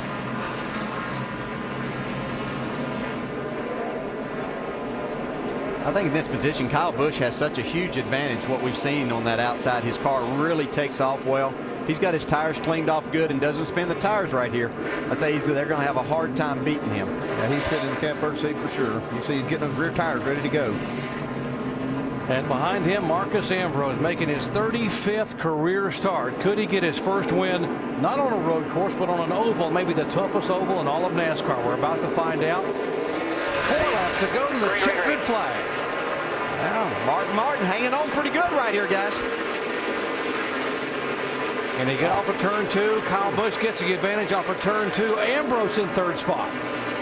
He's able to make that high line work and take that 3rd spot. Biffle 4th. Okay, 4 laps to go. Mark's there. How much? Kyle slips a little bit right there. See his car wiggle. We're seeing a lot of Mark Martin in that rearview mirror right now. All right, here he comes. Is he going to hit him? Okay, 3 to go. 2 to go, corner. Two to go, actually. 2 to go. He's leaving that inside open a little bit. White flag this time by. Out of turn 2. Mark Martin trying to get there. Kyle Busch. Kyle Busch drives it hard into turn 3. Coming like that outside. Mark's going to have to really get a bite. I think he's going to have to hit him, guys, if he's going to win this. White flag here. Mark Martin on the bottom of the racetrack. Kyle Busch by 1 car length. Ambrose back in third. Gets in behind him. Is he going to try to get to this bumper? And out of turn 4, Kyle Busch will win it at Bristol, Tennessee. Wow, Marcus Ambrose in third. Great run for him. Biffle needs a good run, comes home 4th. Denny Hamlin 5th and Ryan Newman 6th. Dale Earnhardt Jr. fell back to 9th. Jimmy Johnson up to 8th. Thank you, guys. And that was a shootout right there. It sure was. Thank you. And Mark Martin did everything he could. 16th career win for Kyle Busch in his 174 start. 4th win of 2009. And that ties him with Mark Martin for the most wins on the season. Sports Center coming up next at the conclusion of our coverage here in Bristol, Tennessee. Let's go down to Vince. Well, Steve Addington, considering where you were in the points coming into this race tonight, how big is this victory for Kyle and your team? It is super huge. It's just good to get. We've had a good car in Michigan, and he was happy with it. Had a piece of debris locked the front sway bar up in it. Come here and had a great practice. You know, everything went smooth, just tweaked on our race car. And, dude, that guy sitting behind that seat, behind that steering wheel right there is the man. We just got to get back on our track of giving him what he needs to win races. And we'll get this M&M's Toyota in that chase one way or another. Certainly a good place to start, Doc, with a win here at Bristol. Wow, for Kyle Busch, he almost not going to get in the chase. Now he may get in the chase. He may have a chance to be the top seed if he can win one more race. Well, it's a lot of things to be decided. We've got 2 exciting races coming up at Atlanta and Richmond. Dave? And Mark Martin climbing from the 5 car now. He's already told his team how much he appreciates their hard work tonight. Mark, how tough was it trying to get Kyle there at the end? I wanted to get him, but he gave me room. Wasn't any use in, you know, we were racing hard for it. I got in under him. He gave me plenty of room, and it's a good thing because I got sideways, slid right up, and it's a good thing that he didn't crowd me or we'd have both wrecked. I tried to get him, but you know, I'm proud of Pop-Tarts and CarQuest and everybody. I'd like to have won it, but we finally got a decent finish with a great race car. And no matter how this thing falls, I'm proud of this race team. I'm proud to drive their car, and I'm having the time of my life. Mark, this is Bristol. You could have used the bumper. Why didn't you? I don't think he would have on me. He gave me room. I just didn't get it done. He gave me room to pass him, and I couldn't do it. We saw a great race, Doc. Kyle Busch becomes the first driver since his brother Kurt back in 2003 to sweep both NASCAR Sprint Cup races here at Bristol, Tennessee in the same year. Hey, he's giving the checkered flag to a fan there. Made somebody happy. Let's go down where Shannon is caught up with Marcus Ambrose. Well, it is high fives for this 47 team down here. Of course, Marcos Ambrose always has a smile on your face. How were you able to figure this track out so quickly and get this 3rd place finish? Well, I tell you what, here I am with 8 laps to go, and I've got Mark Martin and Kyle Busch, Dale Earnhardt Jr., Greg Biffle. They're all running for the chase, and they're all legend drivers, and what am I doing here? I shouldn't be in this group, but you know, just a really great day for us. We're a brand new team. It's the first in the Cup Series, and to get my best over result on a wild Saturday night like we had tonight, it just feels great. And you know, we're really doing something, and I feel really proud of my team and Clorox for helping us get to the Cup Series in the first place. It's just been a great night. Great finish for Marcos Ambrose on the 47 team. Doc? Best oval finish for Marcus Ambrose. His previous one had been 4th at Talladega back in the spring of this year. And Kyle Busch backing it up, and we'll spin him off and head to victory lane. Kyle Busch's 4th win of 2009, his 3rd win at Bristol. Let's go down to Vince. With Clint Boyer obviously disappointed. Clint, can you sum up the frustrations of a night at Bristol? Pretty frustrated. There you have it.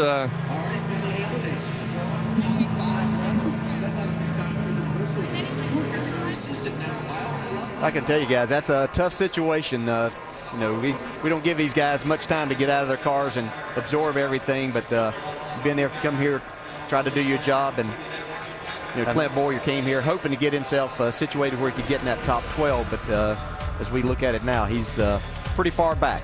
He was only 58 points back when he came in today, and now look, 112 points back for Clint Boyer and in 15th position.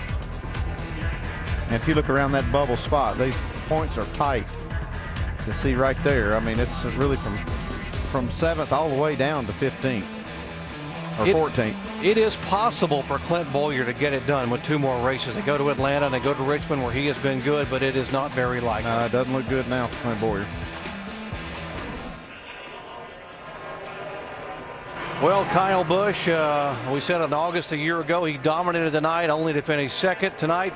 He was very patient early on and worked his way from 15th starting spot, taking his time, getting through traffic, and now he sits in victory lanes. We go down to our Degree V12 victory circle. Something I haven't seen from Kyle Busch. He sat in there, closed his eyes, and took it in for 5 seconds before he was released to celebrate victory. It's been since May. This race was his last victory. Kyle, before the start of the race, you said winning the truck race proved you can still do it. What does getting back to victory lane in the Cup Series prove? It's awesome. You know, the racing the Sprint Cup Series with all these guys is really an honor. And Mark Martin, you know, what a class act. I mean, he deserved to win this race. And I'm sorry he came home in second. I know how he feels, but man, I drove as hard as I could, and he had a chance. He could have done it, but he didn't. You know, he raced me clean, and we didn't have the best car tonight, but we had a car capable enough of doing it if I could drive it hard enough, and I gave it everything I had. You know, this is pretty crazy. We wanted to win here so long, but really got to thank M&M's, Toyota, Interstate Batteries, everybody at Sprint, of course, Tom Murphy, and the loss of his family. Our prayers go out to those guys. So thank DirecTV, Gillette, Marquee Jets, and the fans. You know, it's mixed emotions, but there's a lot of good. There's definitely a lot of good, and we love all of them. Kyle, Steve Addington, your crew chief, told me you came in this week on your own and you guys had a sit down about communication. Tonight you seemed to give a lot of feedback. How beneficial was that to getting back here? Well, it was big. You know, I tried giving everything I had to Steve. You know, I mean, there was just sometimes it's frustrating when you work on your car, you make changes, and you just don't get it quite the way you want it, and it takes time sometimes, and we still didn't have it the best there tonight, but we had a good enough car where we made it. And I'm so proud of these guys, all these M&M's team guys that do so much work at the shop. They worked their butt off here at the racetrack. We had good pit stops all night. There was a couple flaws, but we were pulling rubbers and stuff we lost spots on. So, you know, we made a lot of adjustments tonight, and that paid dividends. And I'm hoping this just isn't a fluke to get in the chase, man. We need to run well at Atlanta and again at Richmond. We feel like we can do it. Well, they did what they needed to do tonight. They sit 13th right now. They're not there yet, Alan, but it's as good as it could get. Another wild race. Kyle's got 2 races left to try and get into the chase. Next one in 2 weeks, the NASCAR Sprint Cup Series at Atlanta, presented by Pennzoil. Sunday, September 6th, 7 Eastern on ESPN. Racing for you next weekend, the Nationwide Series on the road course in Montreal. That's ESPN 2 next Sunday at 2 Eastern time.